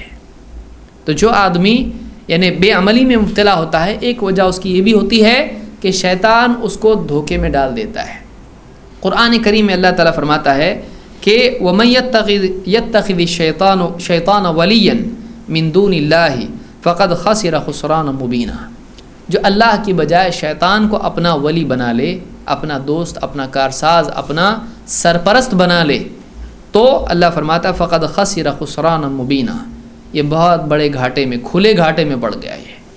یہ کلیئر کٹ لاس میں پڑا ہوا آدمی ہے۔ کیوں؟ اللہ فرماتا ہے یعدہم ویمنیہم وما یعدہم الشیطان الا غرورا۔ یعدہم، وہ وعدے کرتا ہے، شیطان کا اس کی ڈیوٹی کیا ہے؟ یعدہم، وعدے کرتا ہے، ویمنیہم، تمنائیں دلاتا ہے، وما یعدہم الشیطان الا غرورا، اور شیطان کے وعدے دھوکے کے سوا اور کچھ نہیں ہے۔ شیطان جتنے وعدے کرتا ہے وہ سب کے سب کیا ہیں؟ دھوکہ ہیں۔ یہ سورہ نساء کی آیت ہے۔ اس میں اللہ نے بتایا کہ شیطان کیا کرتا ہے؟ وعدے کرتا ہے، ارے اللہ معاف ہی کرے گا، ارے زندگی تیرے پاس اتنی بڑی ہے، کل کر لینا، موقع ہے تیرے پاس۔ وَيُمَنِّيهِمْ، تمنائیں دلاتا ہے، اللہ کتنی رحمت والا ہے، کاش کہ اللہ تعالیٰ فلاں سفارشی ہیں، اللہ مغفرت کرنے والا ہے، اللہ کے نبی صلی اللہ علیہ وسلم شفیع المذنبین ہیں، تو اتنا سب کچھ ہے، کیسے تو جہنم میں جائے گا؟ تمنا دلاتا ہے۔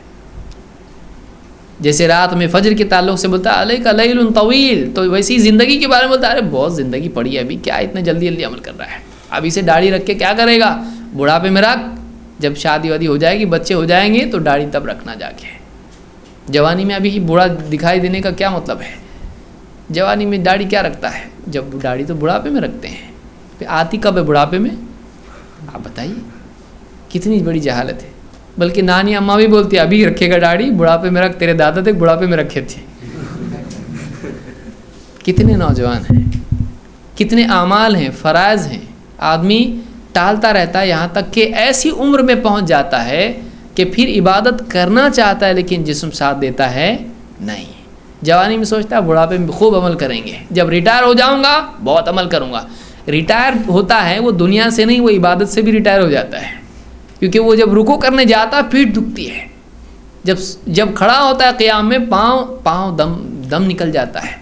مسجد کو چل کے آنے کے لیے سانس پھول جاتا ہے. 4 بار رکنا پڑتا ہے, 4 بار دکان کے سائے میں رکنا پڑتا ہے. سردی آئی, بارش آئی, آدمی کا سانس کم زیادہ ہونا شروع ہو جاتا ہے, اندر پورا بلغم بھر جاتا ہے, بات کرنا مشکل ہو جاتا ہے, نماز میں کھانس کے دم نکل جاتا ہے. تلاوت کرتا ہے, سر سوکھنا شروع ہو جاتا ہے, آواز یعنی درد ہونے لگتا ہے حلق میں, بولنے نہیں آتا ہے, آواز نہیں نکلتی ہے. اب کیا عمل کرے گا بیچارہ, عمر چلی گئی اس کی. یہ اور بات ہے کہ اس عمر میں کوئی آدمی اس عمر میں بھی عمل کر رہا ہے, بہت بڑا مجاہدہ ہے, لیکن نہیں کر پاتا ہے. بہت سارے کام, حج کو جاتا ہے آدمی ایک دم آخری عمر میں, کتنی بری حالت ہو جاتی ہے اس کی, کتنی بری حالت ہو جاتی ہے. تو ایک آدمی عمل کو ٹالتا رہتا ہے تو یہ بھی جو ہے اس کے لیے مصیبت ہوتی ہے. اور ایک آدمی اللہ کی رحمت کی امید میں عمل چھوڑتا چلا جاتا ہے, اللہ معاف کرنے والا ہے, لیکن آخرت میں بہت ممکن ہے اللہ تعالیٰ اس کی پکڑ کرے. اگر اللہ نے معاف کر دیا, اللہ کی مرضی ہے, اللہ کو کوئی روک نہیں سکتا ہے. اللہ کسی ایک نیکی پر کسی کو معاف بھی کر سکتا ہے, اور اللہ تعالیٰ کسی ایک گناہ پر کسی کی پکڑ بھی کر سکتا ہے. ایک عورت, فاحشہ عورت, اس نے کتے کو پانی پلایا, اللہ نے مغفرت کر دی اس کی. اور ایک عورت اس نے ایک بلی کو باندھ کے رکھا, اس کو کھانے نہیں دیا, اللہ نے اس پہ اس کی پکڑ کر لی. کچھ بھی ہو سکتا ہے. یہ مثال ہے تو یہ بھی مثال ہے. اگر مغفرت کی مثالیں ہیں, چاہے تاریخ میں ہوں چاہے وعدے ہوں, اسی طرح سے پکڑ کے بھی وعدے ہیں اور پکڑ کی بھی مثالیں ہیں. تو آدمی کو کسی ایک چیز پر اعتماد نہیں کرنا چاہیے. معاذ بن جبل رضی اللہ عنہ کی روایت میں آپ دیکھیں, جب آپ صلی اللہ علیہ وسلم نے ان سے کہا کہ اللہ کا حق بندوں پر یہ ہے کہ بندے اللہ کی عبادت کریں اور اس کے ساتھ شریک نہ کریں, اور بندوں کا اللہ پر حق یہ ہے کہ جو بندہ اللہ کی عبادت کرے اس کے ساتھ شرک نہ کرے, اللہ تعالیٰ اس کو جہنم میں نہیں ڈالے گا. تو معاذ بن جبل رضی اللہ تعالیٰ نے کہا کہ اللہ کے رسول, یہ خوشخبری میں لوگوں کو سنا دوں, کیا میں یہ بات لوگوں کو نہ بتاؤں؟ آپ نے کہا لا تبشرہم فیتکلوا, ان کو یہ خوشخبری مت سناؤ ورنہ وہ اسی پر تکیہ کر لیں گے, اسی پر ٹیک لگائیں گے, یعنی عمل میں کمزور پڑ جائیں گے. معلوم ہوا کہ نبی کریم صلی اللہ علیہ وسلم اس بات کو پسند نہیں کرتے تھے کہ ایمان کی فضیلت کی باتیں, عقیدے کی فضیلت کی باتیں سن کر ایک آدمی عمل میں کوتاہی کرنے والا بنے. آج ہمارا یہی حال ہے. ہم لوگوں کا کیا حال ہو گیا ہے کہ بھائی سارے لوگ فلانی جماعت کے, فلانے فرقے کے, سب کے عقیدے خراب ہیں, ہمارا عقیدہ کیسا ہے؟ ایک دم ٹاپ لیول کا عقیدہ ہے. اب ہم جنت میں جانے والے ہیں, ہم نوح علیہ السلام کی کشتی میں بیٹھے ہوئے ہیں, اب عمل نہیں بھی کیے تو چلتا ہے. علماء بول کے تھک جا رہے ہیں, چلا رہے ہیں, وہی دے سنا کے کچھ اثر نہیں ہوتا. اپنا عقیدہ اب صحیح ہو چکا ہے. یہ بھرم ہے, یہ دھوکہ ہے. اگر واقعی آپ دیکھیے عقیدہ صحیح ہو جانا کافی ہو جاتا تو صحابہ کو کسی عمل کی ضرورت کیا تھی؟ کتنا مجاہدہ کرتے. اللہ کے رسول صلی اللہ علیہ وسلم, آپ سے صحابہ نے کہا اللہ کے رسول آپ کی تو مغفرت ہو چکی ہے, آپ اتنا مجاہدہ کیوں کرتے ہیں؟ آپ کے رات میں قیام سے پاؤں میں سوجن آ رہی ہے. آپ نے فرمایا افلا احب ان اکون عبدا شکورا, کیا میں اللہ کا شکر گزار بندہ نہ بنوں؟ دیکھیے یہ شکر ہے. کیا میں اللہ کا شکر گزار بندہ بننا پسند نہ کروں؟ تو ایک آدمی کی مغفرت کا وعدہ بھی اللہ اس سے کر دے, یقینی ضمانت اس کو دے دے, تب بھی سنت یہ ہے کہ اس کے باوجود آدمی عمل میں کوتاہی نہ کرے, بلکہ مجاہدوں میں کمی نہ کرے. سنت کیا ہے؟ سنت یہ ہے کہ ایک آدمی کو جب اللہ کی طرف سے قطعی علم آ جائے اس کے پاس کہ تیری مغفرت تو ہو چکی ہے, پھر بھی سنت یہ ہے کہ اس نے عمل میں کمی نہیں کرنا چاہیے. ہم کس سنت پر عمل کر رہے ہیں؟ یہ کون سی سنت ہے کہ ایک بھرم ہے کہ ہمارا عقیدہ بالکل صحیح ہے, ہم صحیح ہو چکے. بہت سارے ایسا گمان رکھنے والوں کو اگر 4 سوال عالم صاحب پوچھیں عقیدے کے, ان کو معلوم نہیں ہوتے ہیں. اس پر کتنا بڑا اعتماد کیا جا سکتا ہے. اس لیے ضروری ہے کہ ایک آدمی اللہ کی رحمت اور عقیدے کی ستھرائی کو اپنے لیے بے عملی کی ڈھال نہ بنا لے, بے عملی کے لیے ایکسکیوز نہ بنائے. کیوں عمل نہیں کرتے؟ ہمارا عقیدہ صحیح ہے. اچھا, یہ خود عقیدے کی کمزوری کی علامت ہے, کیونکہ تمہارے دل میں ابھی عقیدہ اللہ کے غفور الرحیم کا ہے لیکن شدید العقاب کا نہیں ہے. اگر تمہارا عقیدہ بیلنس ہوتا تو تم اللہ تعالیٰ سے امید رکھنے والے بھی ہوتے اور ڈرنے والے بھی ہوتے ہیں.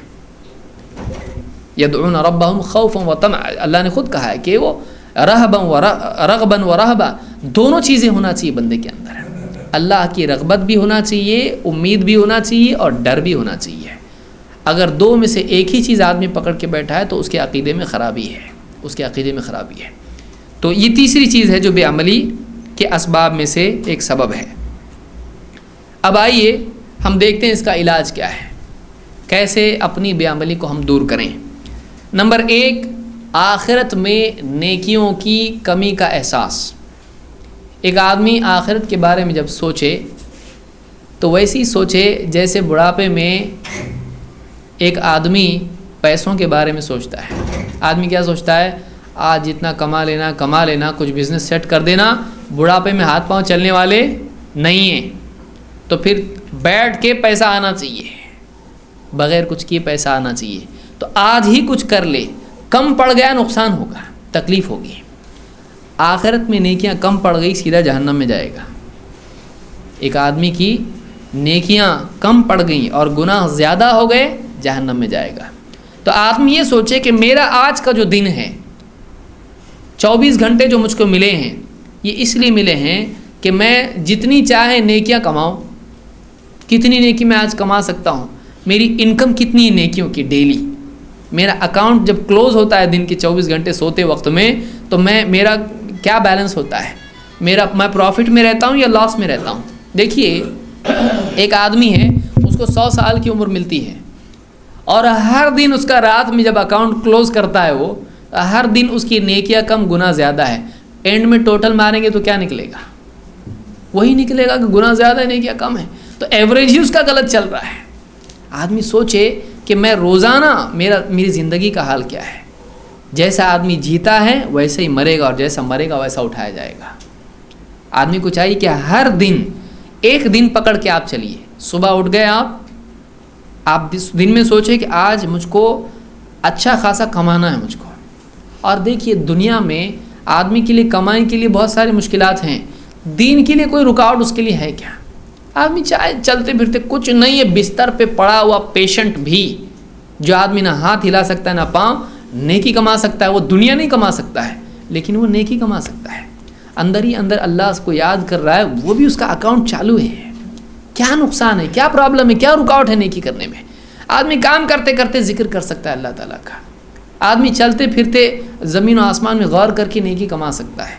आदमी मस्जिद में नमाज के लिए इंतज़ार में, नेकियां उसकी चालू हैं, उसकी नेकियों का अकाउंट उसका जारी है, सिलसिला जारी है उसका। नेकी नहीं कमा सकता है आदमी, नीयत आदमी की होना चाहिए नेकी करने की। तो वो कब पैदा होगी, जब आदमी को नेकी की अहमियत मालूम होगी। जैसे पैसे की अहमियत समझानी नहीं पड़ती है, नेकी की अहमियत क्यों हमको समझानी पड़ती है, हम ईमान वाले होने के बावजूद। हर दिन आदमी सोचे आज मुझको अच्छी खासी नेकियां कमाना है, आज मैं नेकी का कोई मौका नहीं छोड़ूंगा। ये मेंटालिटी के साथ आदमी जब सुबह करेगा तो उसका दिन भी सही चलेगा। नेकी की अहमियत रखना। अल्लाह ताला फरमाता है फ़अम्मा मन थक़ुलत मवाज़ीनुहु फ़हुव फ़ी ईशतिर रादियह व अम्मा मन ख़फ़्फ़त मवाज़ीनुहु फ़उम्मुहु हाविया। कि वो आदमी जिसकी नेकियों का पलड़ा भारी हो गया, वह ऐसी ज़िंदगी में होगा जिससे वो खुद राज़ी हो जाएगा, खुश हो जाएगा। और जिसका नेकियों का पलड़ा हल्का हो गया, ऐसा आदमी फ़उम्मुहु हाविया, उसका ठिकाना हाविया है। हाविया क्या है? जहन्नम है। नेकियों का पलड़ा भारी होना चाहिए, ये फ़िक्र रोज़ाना आदमी की हो। जैसे अकाउंट बैलेंस, बैंक बैलेंस की फ़िक्र है, वैसी नेकियों की भी फ़िक्र होना चाहिए, इसलिए कि वो बड़ी ज़िंदगी, ये छोटी ज़िंदगी है, ये ख़त्म होने वाली, वो बाकी रहने वाली है। नंबर 2, हासिल शुदा वक्त की क़िल्लत का एहसास।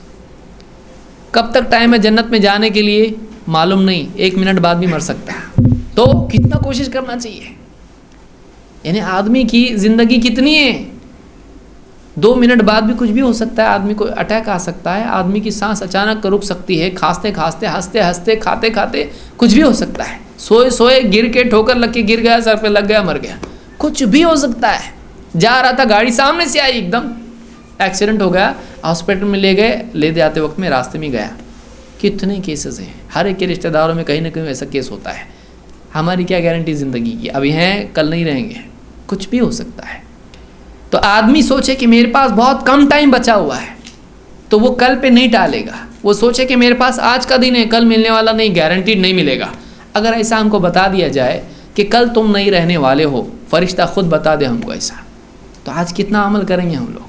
کیا کچھ نہیں کریں گے، چھوٹی چھوٹی چیزیں کتنی چھوڑ دیں گے، جانے دے فالتو چیزیں، مین عمل کریں گے، بڑے بڑے اللہ سے توبہ کریں گے، آخرت کے لیے دعا کریں گے، اور جو عمل کر سکتے اچھے سے کریں گے ایک دم۔ ہمارا کسی دنیا کے کام میں دل نہیں لگے گا، دین میں دل لگے گا۔ کیوں؟ معلوم ہے ابھی یہ سب چھوڑ کے جانا ہے۔ تو ابھی کون بولا آپ کو کہ کل رہنے والے ہیں؟ کوئی گارنٹی دیا ہے ہم کو کہ کل رہنے والے ہیں؟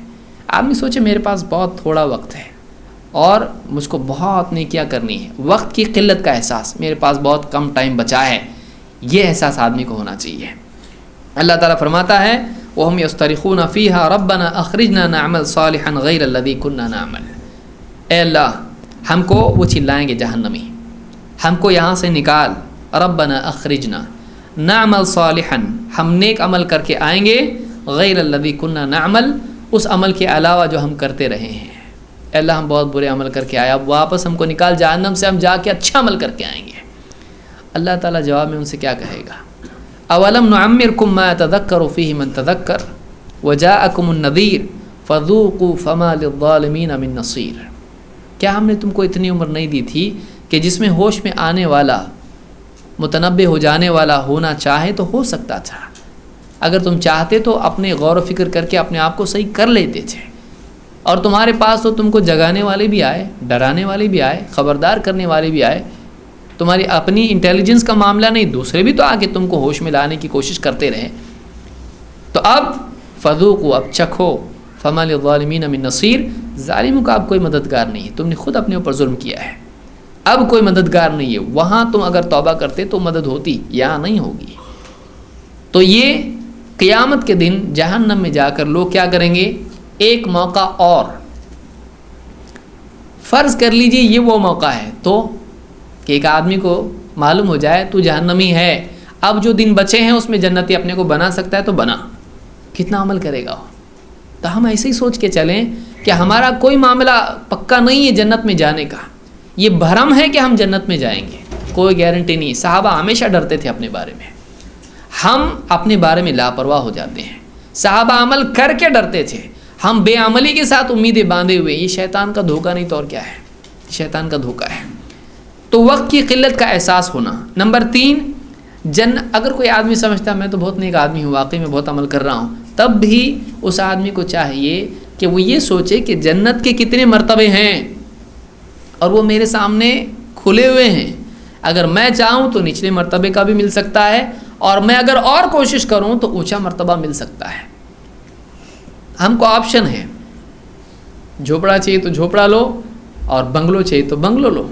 کون آدمی دنیا میں انہوں نے کہا تھوڑا سا اور محنت کر لے، جھوپڑے کی بجائے بنگلو لے سکتا ہے تو تھوڑا سا اور کوشش کر، یہ دنیا میں کرتا ہے کہ اتنا کرے گا تو جھوپڑا ملے گا، اتنا کرے گا تو محل ملے گا۔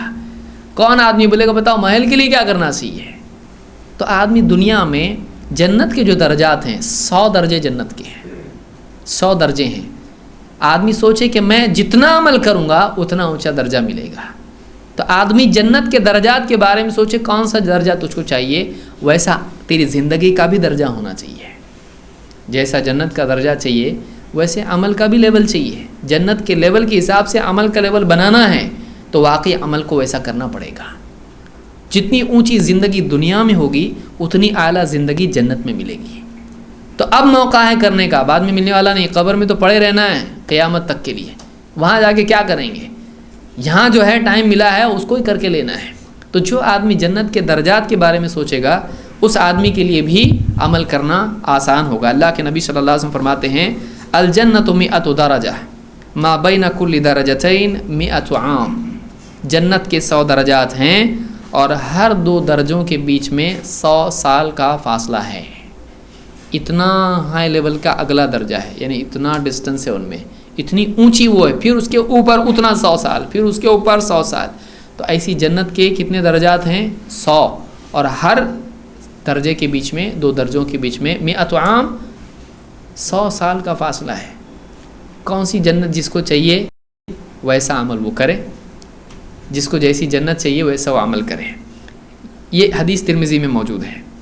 نمبر 4، عمل پر آنے کے لیے اپنے نفس کا اور اپنے نام اعمال کا محاسبہ اور جائزہ یہ بہت ضروری ہے کہ ایک آدمی دھوکے میں نہ رہے. میں نے حج کر لیا ہے، میں نے فلاں چیز کر لی ہے، میں نے یہ مسجد میں خرچ کیا ہے، میں نے فلاں نیکی کی ہے، بڑی کتاب لکھی ہے یا اس کو چھاپا ہے یا فلاں چیز کی ہے. آدمی اس میں دھوکے میں نہ پڑے.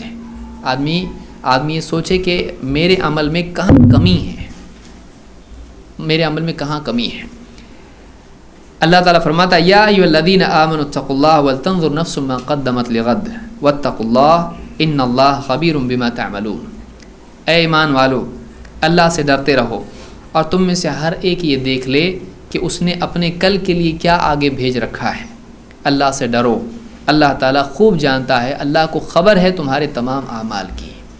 اس آیت میں اللہ نے ایمان والوں کو 2 مرتبہ ڈرنے کے لیے کہا ہے اور اس میں کہا گیا وَلْتَنظُرْ نَفْسٌ مَا قَدَّمَتْ لِغَدٍ. تم میں سے ہر ایک دیکھ لے کہ اس نے اپنے کل کے لیے کیا آگے بھیج رکھا ہے. اس سے معلوم ہوتا ہے کہ آدمی کو اپنے اعمال کا جائزہ لیتے رہنا چاہیے.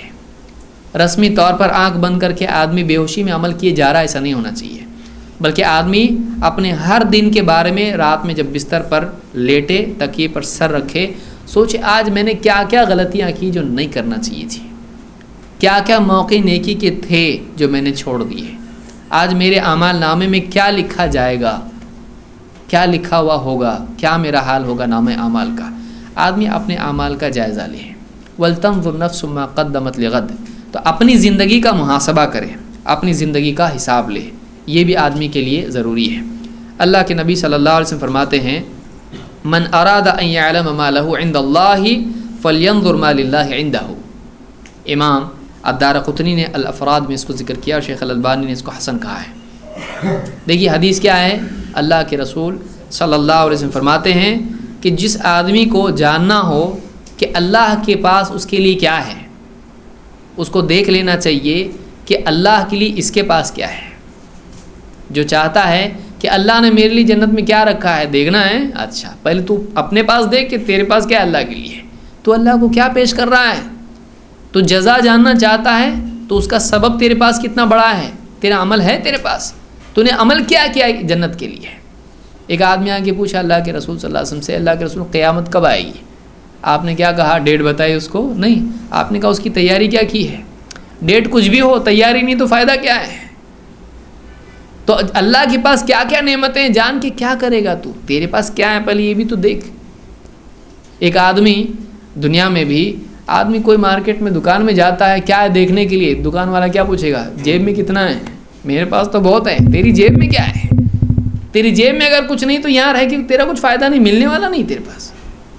تو جنت میں کیا کیا ہے، بہت کچھ ہے جنت میں، اتنی اعلیٰ ترین نعمتیں ہیں، وہ پانے کے لیے تیرے پاس کیا ہے، تو کیا پیش کر رہا ہے اللہ کے آگے.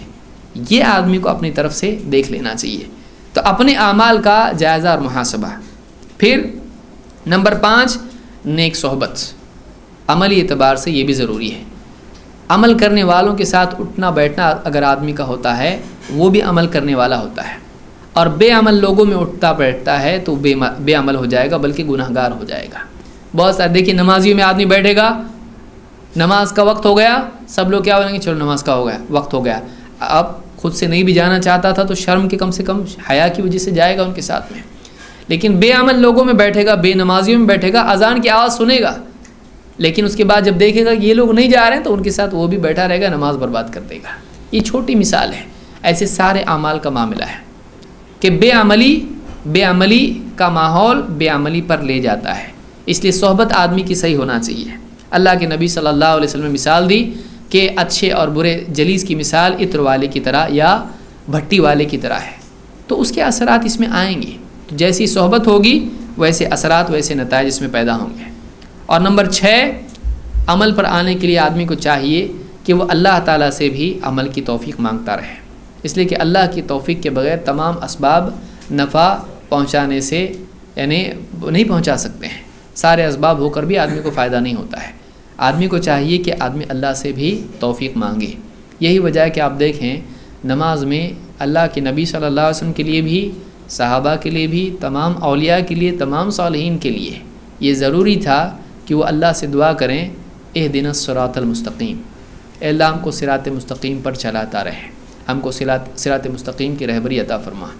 تو کتنا بھی بڑا آدمی ہو اس کو اللہ تعالیٰ سے ہدایت مانگنا چاہیے، اللہ تعالیٰ سے استقامت مانگنا چاہیے۔ اللہ کے نبی صلی اللہ علیہ وسلم کی ایک دعا ہے جس میں آپ نے کہا کہ اللہم، یعنی لمبی دعا ہے، میں اختصار سے ذکر کر رہا ہوں، اللہم انی اسألک من الخیر کلہ، اے اللہ میں تجھ سے ہر خیر کی دعا مانگتا ہوں، عاجلہ و آجلہ، ما علمت منہ و ما لم اعلم، چاہے وہ جلدی ہو یا دیر والی ہو، عاجلہ و آجلہ، آج کی ہو، ابھی فوراً، یا اگلی ہو، آئندہ کی ہو، ما علمت منہ و ما لم اعلم، چاہے میں اس کا علم رکھتا ہوں یا نہیں رکھتا ہوں، جلد ملنے والی خیر ہو یا بعد والی ہو، اے اللہ ہر خیر میں تجھ سے مانگتا ہوں، اور میں جانتا ہوں نہیں جانتا ہوں، اے اللہ تو جانتا ہے تو اپنے حساب سے دے، ما علمت منہ و ما لم اعلم، واعوذ بک من الشر کلہ عاجلہ و آجلہ، اے اللہ میں ہر شر سے تیری پناہ مانگتا ہوں، چاہے وہ فوری طور پر آنے والا ہو یا بعد والا ہو، ما علمت منہ و ما لم اعلم، چاہے میں اسے جانتا ہوں یا نہیں جانتا ہوں، واسألک الجنۃ وما قرب الیہا من قول او عمل، اے اللہ میں تجھ سے جنت مانگتا ہوں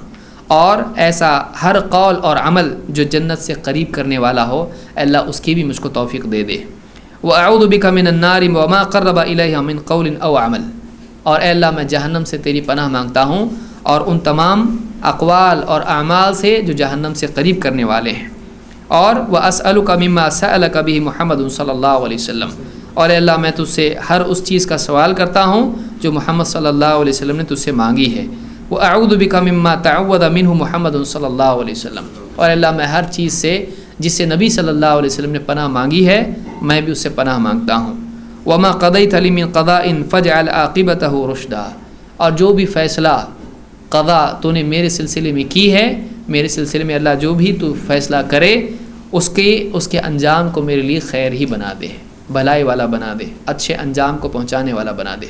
یہ امام البخاری نے اپنی کتاب الادب المفرد میں اس روایت کو ذکر کیا ہے، حضرت عائشہ سے روایت ہے، لمبی روایت تھی، میں نے اس کا ٹکڑا آپ کے سامنے ذکر کیا ہے، اور الصحیحہ میں بھی شیخ الالبانی نے اس کو ذکر کیا ہے۔ تو اللہ سے دعا مانگنا، اور بہت ساری دعائیں ہیں، جیسے معاذ بن جبل کو بھی اللہ کے نبی صلی اللہ علیہ وسلم نے دعا سکھائی تھی، اللہم اعنی علی ذکرک و شکرک و حسن عبادتک، ہر نماز کے بعد یہ دعا مانگنے کے لیے کہا تھا کہ اللہم اعنی، اے اللہ میری مدد کر، علی ذکرک اپنے ذکر پر، و شکرک تیرے شکر پر، اور وہ حسن عبادتک بہترین طور پر تیری عبادت کرنے کی توفیق مجھ کو دے دے، میری مدد کر اس پر۔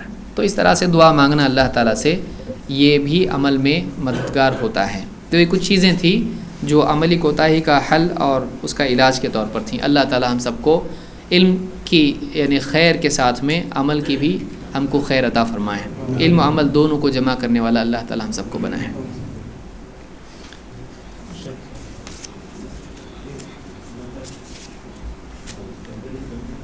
سوال ہے کہ what is the ruling on using perfumes containing alcohol, کہ جس عطر میں الکوہل ہوتا ہے اس کے بارے میں کیا حکم ہے۔ اس سلسلے میں علماء نے بات کہی ہے، سلفی علماء کا کہنا اور بہت سارے دوسرے علماء کا بھی کہنا ہے کہ الکوہل کا یعنی ایسی چیز جو نشے والی بھی ہو اس کی نجاست کی کوئی دلیل نہیں ہے، خمر کی نجاست کی کوئی دلیل نہیں ہے۔ اسی وجہ سے علماء نے کہا ہے کہ ایسا اگر عطر میں وہ چیز ہوتی ہے تو اس کو استعمال کرنے میں کوئی حرج نہیں ہے۔ یہ اور بات ہے کہ بہتر یہی ہے کہ ایک آدمی ایسا عطر استعمال کرے جس میں اس طرح کی کوئی چیز نہ ہو جس سے کوئی یعنی شبہ اور کوئی پریشانی پیدا ہو سکتی ہے، لیکن اس کی حرمت کی کوئی دلیل نہیں ہے، نجاست کی کوئی دلیل نہیں ہے۔ سوال ہے کہ is it permissible to work in an industry where alcohol is used as the raw material؟ سوال ہے کہ کیا ایسی کمپنی میں انڈسٹری میں کام کرنا جس میں الکوہل را مٹیریل کے طور پر استعمال ہوتا ہے جائز ہے یا نہیں؟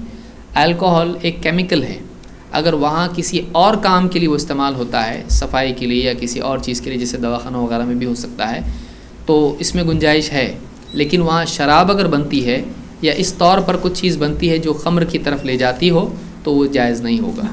لیکن ایسی ہے کہ جو کسی اور چیز میں اس کا استعمال ہوتا ہو تو وہ نجس تو ہے نہیں، اگر کسی صفائی وغیرہ کی چیز میں استعمال ہوتا ہے تو اس میں کوئی حرج نہیں ہے۔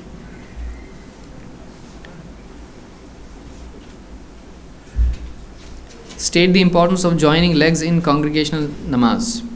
دیکھیے قدم کا قدم سے ملانا نماز میں یہ ضروری ہے، یہ یعنی بعض علماء نے اس کو واجب کہا ہے، کیونکہ اللہ کے نبی صلی اللہ علیہ وسلم نے اس کا حکم دیا ہے۔ آپ نے کہا کہ وہ سد الخلل، کہ خلل جو نماز میں دونوں قدموں کے بیچ میں ہوتا ہے اس کو بھر دو۔ اور آپ نے کہا کہ میں دیکھتا ہوں کہ شیطان یعنی بکری کے بچے کی طرح سے صف کے بیچ میں داخل ہونے کی کوشش کرتا ہے۔ اور اسی طرح سے آپ نے کہا کہ صفوں کو سیدھا کرو ورنہ اللہ تعالیٰ تمہارے چہروں کے بیچ میں اختلاف پیدا کر دے گا، یعنی دلوں میں اختلاف پیدا کرے گا۔ تو ایسی چیز جس سے اتنا بڑا نقصان آپسی اختلاف پیدا ہو سکتا ہے، وہ چیز واجب نہ ہو، یہ خود ایک تعجب کی چیز ہے۔ تو آپس میں صفوں کو سیدھا رکھنا یہ واجب ہے، اس کے بغیر یعنی امت کے دلوں میں اس اختلاف پیدا ہوگا اور اس کے نتائج ہم سب جانتے ہیں کتنا بڑا نقصان اس کا ہے۔ سوال ہے کیا شیطان خوابوں کے ذریعے سے بہکاوے میں ڈال سکتا ہے؟ بالکل ڈال سکتا ہے۔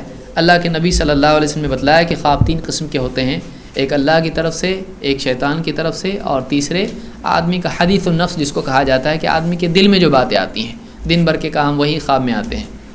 تو خواب میں آ کے شیطان بھی دھوکہ دے سکتا ہے، اسی لیے آپ نے فرمایا کہ شیطان میری صورت اختیار نہیں کر سکتا ہے۔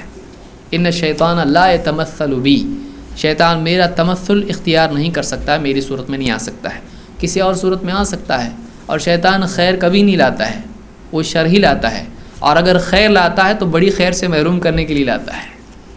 کبھی شیطان ایسا بھی کرتا ہے، بڑے کام سے نکال کے چھوٹے کام میں لگا دیتا ہے، ایسا بھی کرتا ہے۔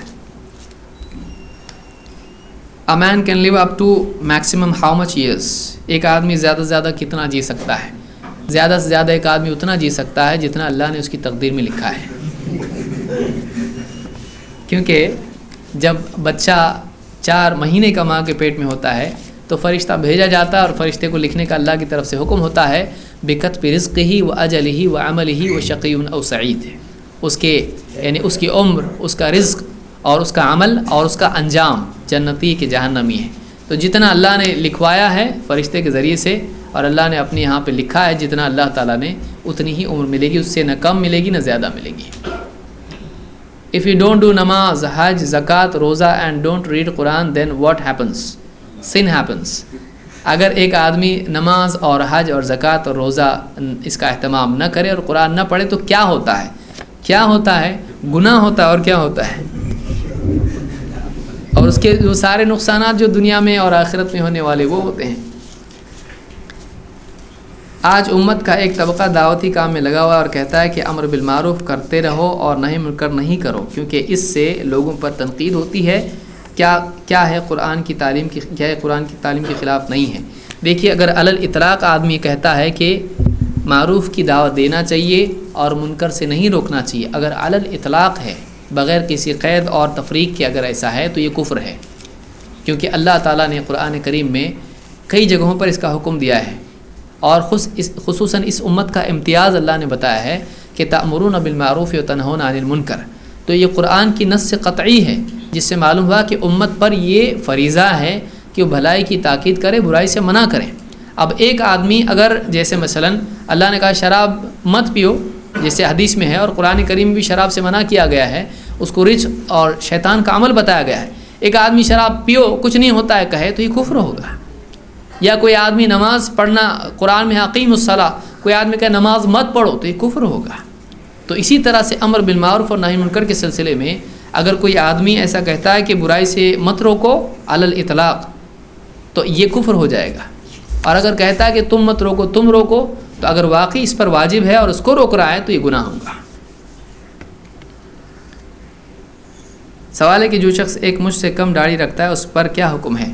اس میں دیکھیے وہ مجتہد بھی ہو سکتا ہے اور وہ مجتہد نہیں بھی ہو سکتا ہے۔ اگر کوئی آدمی اتنا بڑا عالم ہے کہ اس کی اپنی تحقیق ہے کہ ایک مشت سے زائد کاٹنا چاہیے تو اس کو اس کے اجتہاد کی بنیاد پر اگر خطا بھی ہے تو ایک ثواب ملے گا۔ بعض علماء نے بات کہی ہے کچھ روایت کی بنیاد پر، جیسے عبداللہ ابن عمر رضی اللہ عنہ کی روایت جو بخاری وغیرہ میں ہے اس سے اجتہاد کرتے ہوئے، اور بعض لوگوں نے ابو ہریرہ کی روایت ہے جو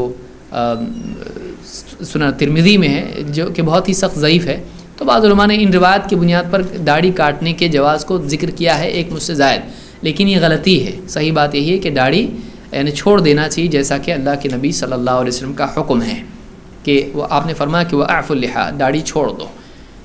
تو اگر کوئی آدمی ایسا ہے جو عالم ہے اور جو جانتا ہے تو اس کے اوپر تو کوئی لعن طعن نہیں کر سکتے ہیں کیونکہ یہ اجتہادی معاملہ ہے، لیکن کوئی آدمی اس کو ماننے کے باوجود اگر کاٹتا ہے تو وہ گناہ گار ہوگا۔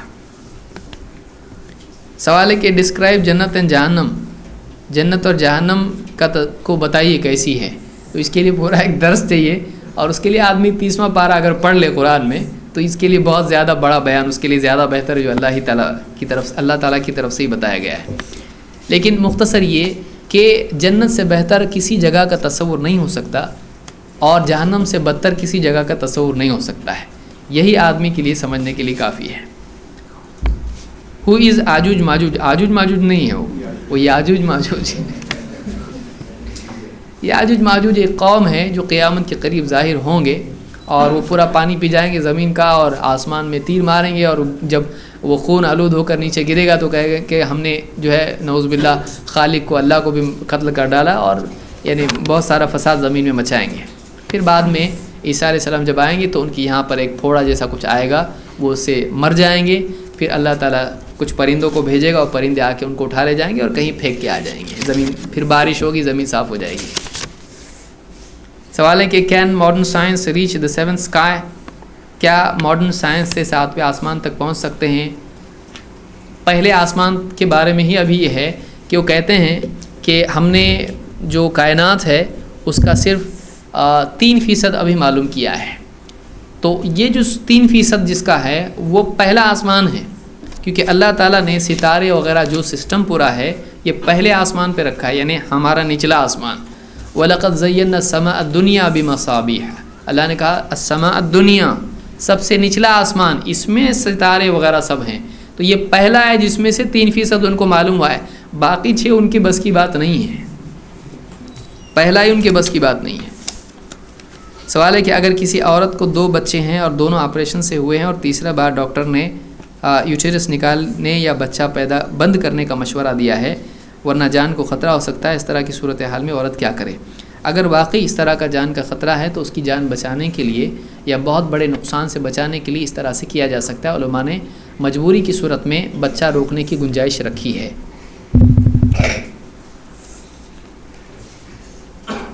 اللہ تعالیٰ نے قرآن کریم میں بھی فرمایا کہ وَقَدْ فَصَّلَ لَكُم مَّا حَرَّمَ عَلَيْكُمْ إِلَّا مَا اضْطُرِرْتُمْ إِلَيْهِ، اللہ نے تم کو واضح طور پر بتا دیا ہے کہ اس نے تم پر کیا حرام کیا ہے، سوائے ان چیزوں کے جن میں تم مجبور کر دیے جاؤ۔ تو اسلام میں یہ قاعدہ ہے کہ ایسی مجبوری کی صورت میں جس میں ہلاکت کا خطرہ ہو تو اس کے لیے آدمی ایسی چیز بھی اگر اس کو کرنا پڑے جو جائز نہیں ہے تو کر سکتا ہے۔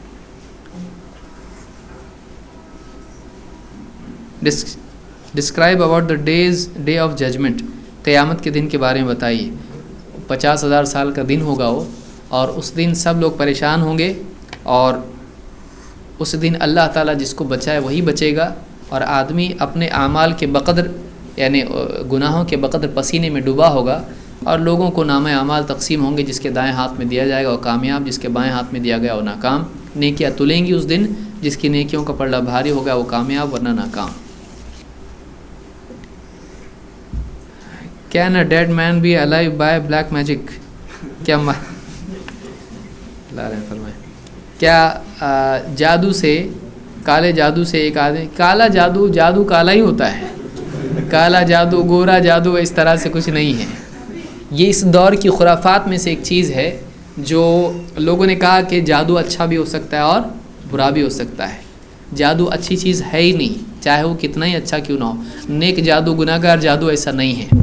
تو بچوں میں یہ چیز پائی جاتی ہے، میجک، اچھا میجک، برا میجک۔ یہ اسکول میں اور اسی طرح سے کارٹون اور فلمیں اور اس طرح کی جو بھی چیزیں ہیں، اس میں ان کو یہ ان کی ذہن بگاڑا جا رہا ہے۔ جادو برا ہی ہوتا ہے، جادو اچھا نہیں ہوتا ہے۔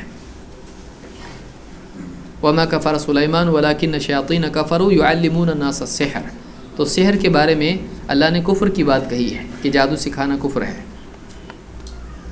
تو جادو سے کوئی آدمی زندہ نہیں کیا جا سکتا، اس لیے کہ جو مر گیا ہے اس کی روح اللہ کے ہاں ہے، اور اللہ کی مرضی کے بغیر کوئی وَمِن وَرَائِهِمْ بَرْزَخٌ إِلَىٰ يَوْمِ يُبْعَثُونَ، جو مر جاتے ہیں اللہ نے فرمایا کہ ان کے پیچھے ایک برزخ ہے قیامت کے دن تک، تو وہ نہیں آ سکتے دنیا میں۔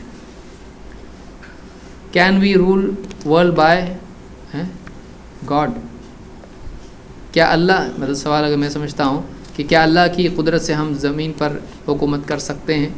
تو اللہ تعالیٰ جس کو خلافت عطا فرمائے کیوں نہیں ہو سکتا ہے؟ اللہ تعالیٰ نے وعدہ کیا ایمان والوں سے بشرطے کہ ان کا ایمان ویسا ہو، بشرطے کہ وہ اس کی قیمت ادا کریں، ویسے اسباب اختیار کریں جو سنت کے تابع ہوں، دعوت دیں اور حرام سے بچیں اور اپنے گھروں کو اور اپنے علاقوں کو، بستیوں کو، ملکوں کو صحیح کریں، تو پھر سب صحیح ہو سکتا ہے۔ یا گھروں کی مصیبت پڑی ہوئی ہے، اب پوری دنیا میں خلافت کی بات انسان کر رہا ہے۔ Who was the man who made his own Jannah and as he put a step on it he was buried in earth؟ کون آدمی تھا جس نے دنیا میں جنت بنائی تھی؟ شداد وغیرہ کہتے ہیں، لیکن کتنا معتبر ہے اس بارے میں میرے علم میں کوئی روایت نہیں ہے۔ اللہ نے ہر نفس کے مقدر کی روزی لکھ دی ہے، اس روزی کو حاصل کرنے کے لیے انسان کو کتنی محنت کرنی چاہیے؟ کیا محنت کی کمی بیشی اس میں لکھی ہوئی ہوتی ہے؟ اس لکھی ہوئی روزی پر اثر انداز ہو سکتی ہے؟ دیکھیے، اللہ تعالیٰ نے انسان کا رزق بھی لکھا ہے اور اس کے کسب، اس کے اعمال بھی لکھے ہیں۔ دیکھیے، میں نے جیسے حدیث بتائی کہ جو بچہ پیدا ہونے والا ہوتا ہے تو 4 مہینے کا ہونے کے بعد میں پیٹ میں اس کے بکت بھی رزق ہی و اجلی ہی و عملی ہی و شقی او سعید، اس کے رزق کے بارے میں اور اسی طرح سے اس کی عمر کے بارے میں، اس کے عمل کے بارے میں اور جنتی جہنمی سب لکھا جاتا ہے۔ تو جہاں اس کا رزق لکھا جاتا ہے وہاں اس کا عمل بھی لکھا جاتا ہے، تو آدمی کے اعمال بھی لکھے جاتے ہیں۔ تو کیا کرنے سے کیا ملے گا، تو کیا ملے گا بھی لکھا ہوا ہے اور کیا کرنے سے ملے گا یہ بھی لکھا ہوا ہے۔ رات کے عمل یعنی تہجد کی فضیلت کو حدیث میں بیان کریں۔ اللہ کے نبی صلی اللہ علیہ وسلم نے فرمایا کہ اللہ نے خود قرآن کریم میں اپنے نبی کو حکم دیا وَمِنَ اللَّيْلِ فَتَهَجَّدْ بِهِ نَافِلَةً لَكَ، کہ اے نبی رات میں آپ تہجد پڑھیں، یہ آپ کے لیے زائد نماز ہے۔ تو اللہ نے اپنے نبی کو خاص طور سے اس نماز کا حکم دیا ہے، اس کی فضیلت خود سمجھ میں آتی ہے۔ تتجافى جنوبهم عن المضاجع، اللہ نے خود کہا کہ اللہ کے نیک بندے وہ ہیں جن کی کروٹیں جن کے پہلو ان کے بستروں سے الگ رہتے ہیں۔ تو نیک بندوں کی عبادت رات کی اللہ تعالیٰ نے خود قرآن کریم میں ذکر کی ہے۔ یا ایھا المزمل قم اللیل الا قلیلا، اللہ نے اپنے نبی سے بھی کہا کہ اے مزمل رات میں قیام کیجئے تھوڑی رات چھوڑ کر، نصفہ او انقص منہ قلیلا، آدھی رات یا پھر اس میں سے کچھ کم کیجئے، او زد علیہ یا اور زیادہ کیجئے، ورتل القرآن ترتیلا، اور ٹھہر ٹھہر کے قرآن پڑھیے۔ سوال ہے کہ میری دکان ہے، کیا میں اس میں نشہ آور چیزوں کو بیچ سکتا ہوں، مثلا سگریٹ، تمباکو وغیرہ؟ برائے مہربانی اس کا خوب مفصل جواب دیجیے۔ دیکھیے، نشہ آور اس معنی میں بیڑی، تمباکو، سگریٹ نہیں ہے، گٹکا وغیرہ، جس معنی میں خمر ہے۔ یہ ایڈکٹیو چیزیں ہیں، ایسی چیزیں جن کی لت آدمی کو لگ جائے تو اس سے چھوٹتی نہیں ہے، لیکن یہ ایسا یعنی نشہ نہیں ہے کہ جیسے آدمی شراب پیتا ہے۔ تو بعض لوگ کہتے ہیں کہ اس میں ہم کو نشہ نہیں ہوتا ہے تو یہ حرام نہیں ہے۔ تو بیڑی، تمباکو جو بھی چیزیں ہیں وہ نشے کی وجہ سے حرام نہیں ہیں، وہ دوسرے اسباب کی وجہ سے حرام ہے۔ اگرچہ بعض لوگوں نے نشہ بھی اس میں جوڑا ہے، لیکن فی نفسی یہ اس وجہ سے حرام نہیں ہے۔ جیسے خمر کے بارے میں اللہ نے کیا فرمایا؟ وَلَا تَقْرَبُوا الصَّلَاةَ وَأَنْتُمْ سُكَارَىٰ حَتَّىٰ تَعْلَمُوا مَا تَقُولُونَ، تم خمر کے قریب بھی نماز کے قریب بھی نہ جاؤ جبکہ تم نشے کی حالت میں ہو، یہاں تک کہ تمہیں معلوم ہو جائے تم کیا کہہ رہے ہو۔ تو کوئی آدمی تمباکو کھاتا ہے تو ایسا نہیں ہوتا کہ وہ کیا کہہ رہا ہے اس کو سمجھ میں نہیں آ رہا ہے، وہ ہوش و حواس میں ہوتا ہے۔ لیکن یہ کیوں حرام ہے؟ یہ اپنے آپ کو قتل کرنے کی وجہ سے حرام ہے، یہ سوئسائڈ اٹیمپٹ ہے۔ لیکن کیسا قتل ہے؟ تھوڑا تھوڑا انسٹالمنٹ میں اپنے آپ کو قتل کر رہا ہے وہ، کیونکہ تقریباً تمام دنیا کے ڈاکٹرز کہہ رہے ہیں کہ یہ جو ٹبیکو ہے یہ آدمی کو ختم کرتی ہے، یہ اس کے لیے مہلک ہے، یہ بہت ہی خطرناک چیز ہے۔ سگریٹ ہو، تمباکو ہو، گٹکا ہو، بیڑی ہو، یہ ساری چیزیں جو ہے آدمی کے لیے یعنی اس کو قتل کرنے والی چیزوں میں سے ہے، یہ بہت ہی نقصان دینے والی چیزیں۔ اس سے لنگ کینسر ہوتا ہے، اس میں تھروٹ کینسر ہوتا ہے۔ ابھی ہمارے یہاں پر ایک صاحب جو ہے اس کئی علاقوں میں آپ دیکھیں کسی کی زبان کاٹنی پڑتی ہے، کسی کا یعنی پورا یہ جبڑا کاٹنا پڑتا ہے، کسی کا یہاں پیٹ میں کچھ ہو جاتا ہے، تو یہ نہیں استعمال کرنا چاہیے، یہ حرام ہے۔ تو اللہ نے فرمایا کہ وَلَا تُلْقُوا بِأَيْدِيكُمْ إِلَى التَّهْلُكَةِ، اپنے آپ کو ہلاکت میں مت ڈالو۔ اسی طرح سے نماز میں آنے کے وقت میں آپ نے فرمایا کہ جو لہسن وغیرہ اس طرح کی چیزیں بدبودار کھائے وہ ہماری مسجد کے قریب نہ آئیں، یہ اس سے زیادہ بدبودار چیز ہے۔ تو یہ بھی نماز کے اندر نقصان دہ چیز ہے، دوسروں کو تکلیف دینے والی چیز ہے، کیونکہ آپ نے فرمایا کہ فرشتوں کو اس چیز سے تکلیف ہوتی ہے جس سے انسانوں کو تکلیف ہوتی ہے۔ پھر اسی طرح سے فضول خرچی اس میں ہے۔ وَلَا تُبَذِّرْ تَبْذِيرًا، اللہ نے فرمایا کہ إِنَّ الْمُبَذِّرِينَ كَانُوا إِخْوَانَ الشَّيَاطِينَ، کہ فضول خرچی مت کر، فضول خرچی کرنے والے شیطان کے بھائی ہیں. تو بیڑی تمباکو گٹکا وغیرہ میں خرچ کرنا فضول خرچی ہے، اور یہ اپنے آپ کو شیطان کا بھائی بنانا ہے. تو کون پسند کرتا ہے کہ اس کو شیطان کا بھائی کہا جائے؟ آپ صلی اللہ علیہ وسلم کیا قبر میں زندہ ہیں؟ اس بارے میں ایک روایت ذکر کی جاتی ہے جس کو ابو نعیم نے، حافظ ابو نعیم الاصفہانی، انہوں نے حلیۃ الاولیاء میں ذکر کی ہے، اور شیخ الالبانی نے مختلف طرق کی وجہ سے اس کو حسن کہا ہے کہ الانبیاء احیاء فی قبورہم یصلون، کہ انبیاء اپنی قبروں میں حیات ہیں اور وہ نماز پڑھتے ہیں. شیخ الالبانی نے اس کو حسن کہا ہے. بعض علماء نے اس کی تضعیف بھی کی ہے، لیکن شیخ الالبانی نے اس کو حسن کہا ہے. اور اللہ کے نبی صلی اللہ علیہ وسلم نے معراج کی رات میں موسیٰ علیہ السلام کو قبر میں نماز پڑھتے دیکھا تھا. تو اور شیخ الالبانی نے اس میں وضاحت یہ کی ہے کہ یہ برزخی حیات ہے، دنیاوی نہیں. لیکن بہت سارے لوگ جو حیات مانتے ہیں وہ دنیاوی اعتبار سے حیات مانتے ہیں. تو سلفی علماء میں جو اس حدیث کے قائل ہیں انہوں نے کہا کہ یہ برزخی حیات ہے، دنیاوی نہیں. کیوں؟ آپ دیکھیں موسیٰ علیہ السلام کے بارے میں آپ نے خود کیا فرمایا کہ وَلَوْ كَانَ حَيًّا وَأَدْرَكَ نُبُوَّتِي، اگر موسیٰ علیہ السلام زندہ ہوتے اور میری نبوت پاتے تو جو زندہ ہے اس کے بارے میں زندہ ہوتے کیسے کہا جائے گا؟ تو یہ دنیاوی حیات نہیں ہے، یہ برزخی حیات ہے جو انبیاء کو دی جاتی ہے. ورنہ آپ دیکھیے شہداء بھی ہیں، ان کے بارے میں تو قرآن میں صاف نص ہے کہ وہ احیاء ہیں، بل احیاء عند ربہم یرزقون. تو وہ حیات دنیاوی نہیں ہے، وہ دنیا کے پار والی دوسری زندگی کی حیات ہے. تو اس سے کچھ بعید نہیں ہے، اللہ تعالیٰ نے ان کو حیات دی ہے. What is the difference between تراویح اینڈ تہجد؟ تراویح اور تہجد میں کیا فرق ہے؟ تراویح اور تہجد میں کوئی فرق نہیں ہے، دونوں ایک ہی نماز ہیں. خصوصاً اس اعتبار سے بھی آپ دیکھیے کہ تراویح کا لفظ کسی حدیث میں نہیں آیا ہے، نہ مرفوع میں نہ موقوف میں. تراویح بعد کے زمانے میں لفظ استعمال کیا گیا، کوئی پرابلم نہیں، لیکن نماز ایک ہی ہے، رات کی نماز، قیام اللیل، صلاۃ اللیل، قیام رمضان، اور اسی طرح سے تہجد، سب ایک نمازیں ہیں. Is it permissible to use the money or things which we get fallen down on the street or the road؟ راستے پر ملی ہوئی چیز یا پیسے استعمال کرنا کیسا ہے؟ 1 سال تک اس کو سنبھال کے رکھنا چاہیے اور اعلان کرتے رہنا چاہیے تاکہ جو واقعی حقدار ہے وہ آ کر لے لے. 1 سال کے بعد اگر وہ نہیں آتا ہے کوئی بھی تو استعمال کر سکتا ہے، پھر آیا تو دینا پڑے گا، یا صدقہ بھی کر سکتا ہے. واٹ مسٹ بی ڈن، یہ مسلم وغیرہ میں اور مختلف حدیث کی کتابوں میں بات آپ نے ذکر کی ہے. What must we do with that money, اس کو صدقہ کر دیں، اور اگر غریب خود ہے تو استعمال کر سکتا ہے. حضرت آدم علیہ السلام پہلے انسان زمین پر آئے، یہ کیا قرآن میں ہے؟ ایک قادیانی نے کہا کہ قرآن میں یا حدیث میں ایسا کہیں نہیں ہے. اللہ تعالیٰ نے فرشتوں سے سب سے پہلا انسان جب بنایا تو اس کے بارے میں بنانے سے پہلے کہا انی جاعل فی الارض خلیفہ، میں زمین میں خلیفہ بنانے والا ہوں. تو یہ آدم علیہ السلام ہی تھے جن کو اللہ تعالیٰ زمین پر بسانے والا تھا، اور سارے انسان انہی سے نکلے ہیں، انہی کی اولاد ہیں، تو ان کو زمین پر اللہ نے بسایا. تو پہلے وہ آئے، بعد میں اولاد آئی. تو پہلے انسان جو آدم علیہ السلام تھے وہ زمین پر بسائے گئے، اللہ نے خود ان کو زمین پر بھیجا. تو یہ تو قرآن میں ہے.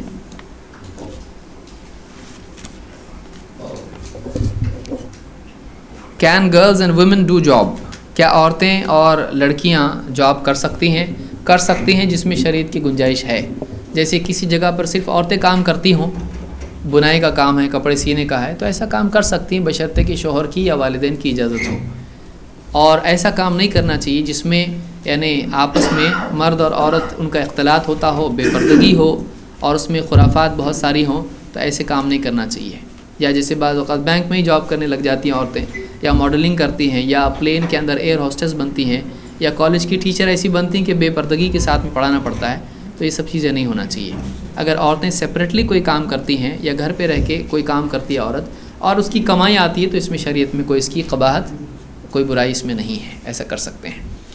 تو میں سمجھتا ہوں اتنا کافی ہے. سوالات کا سلسلہ چلتا رہے گا، ہمارے پاس وقت نہیں ہے. اقول قولی ھذا واستغفر اللہ لی ولکم.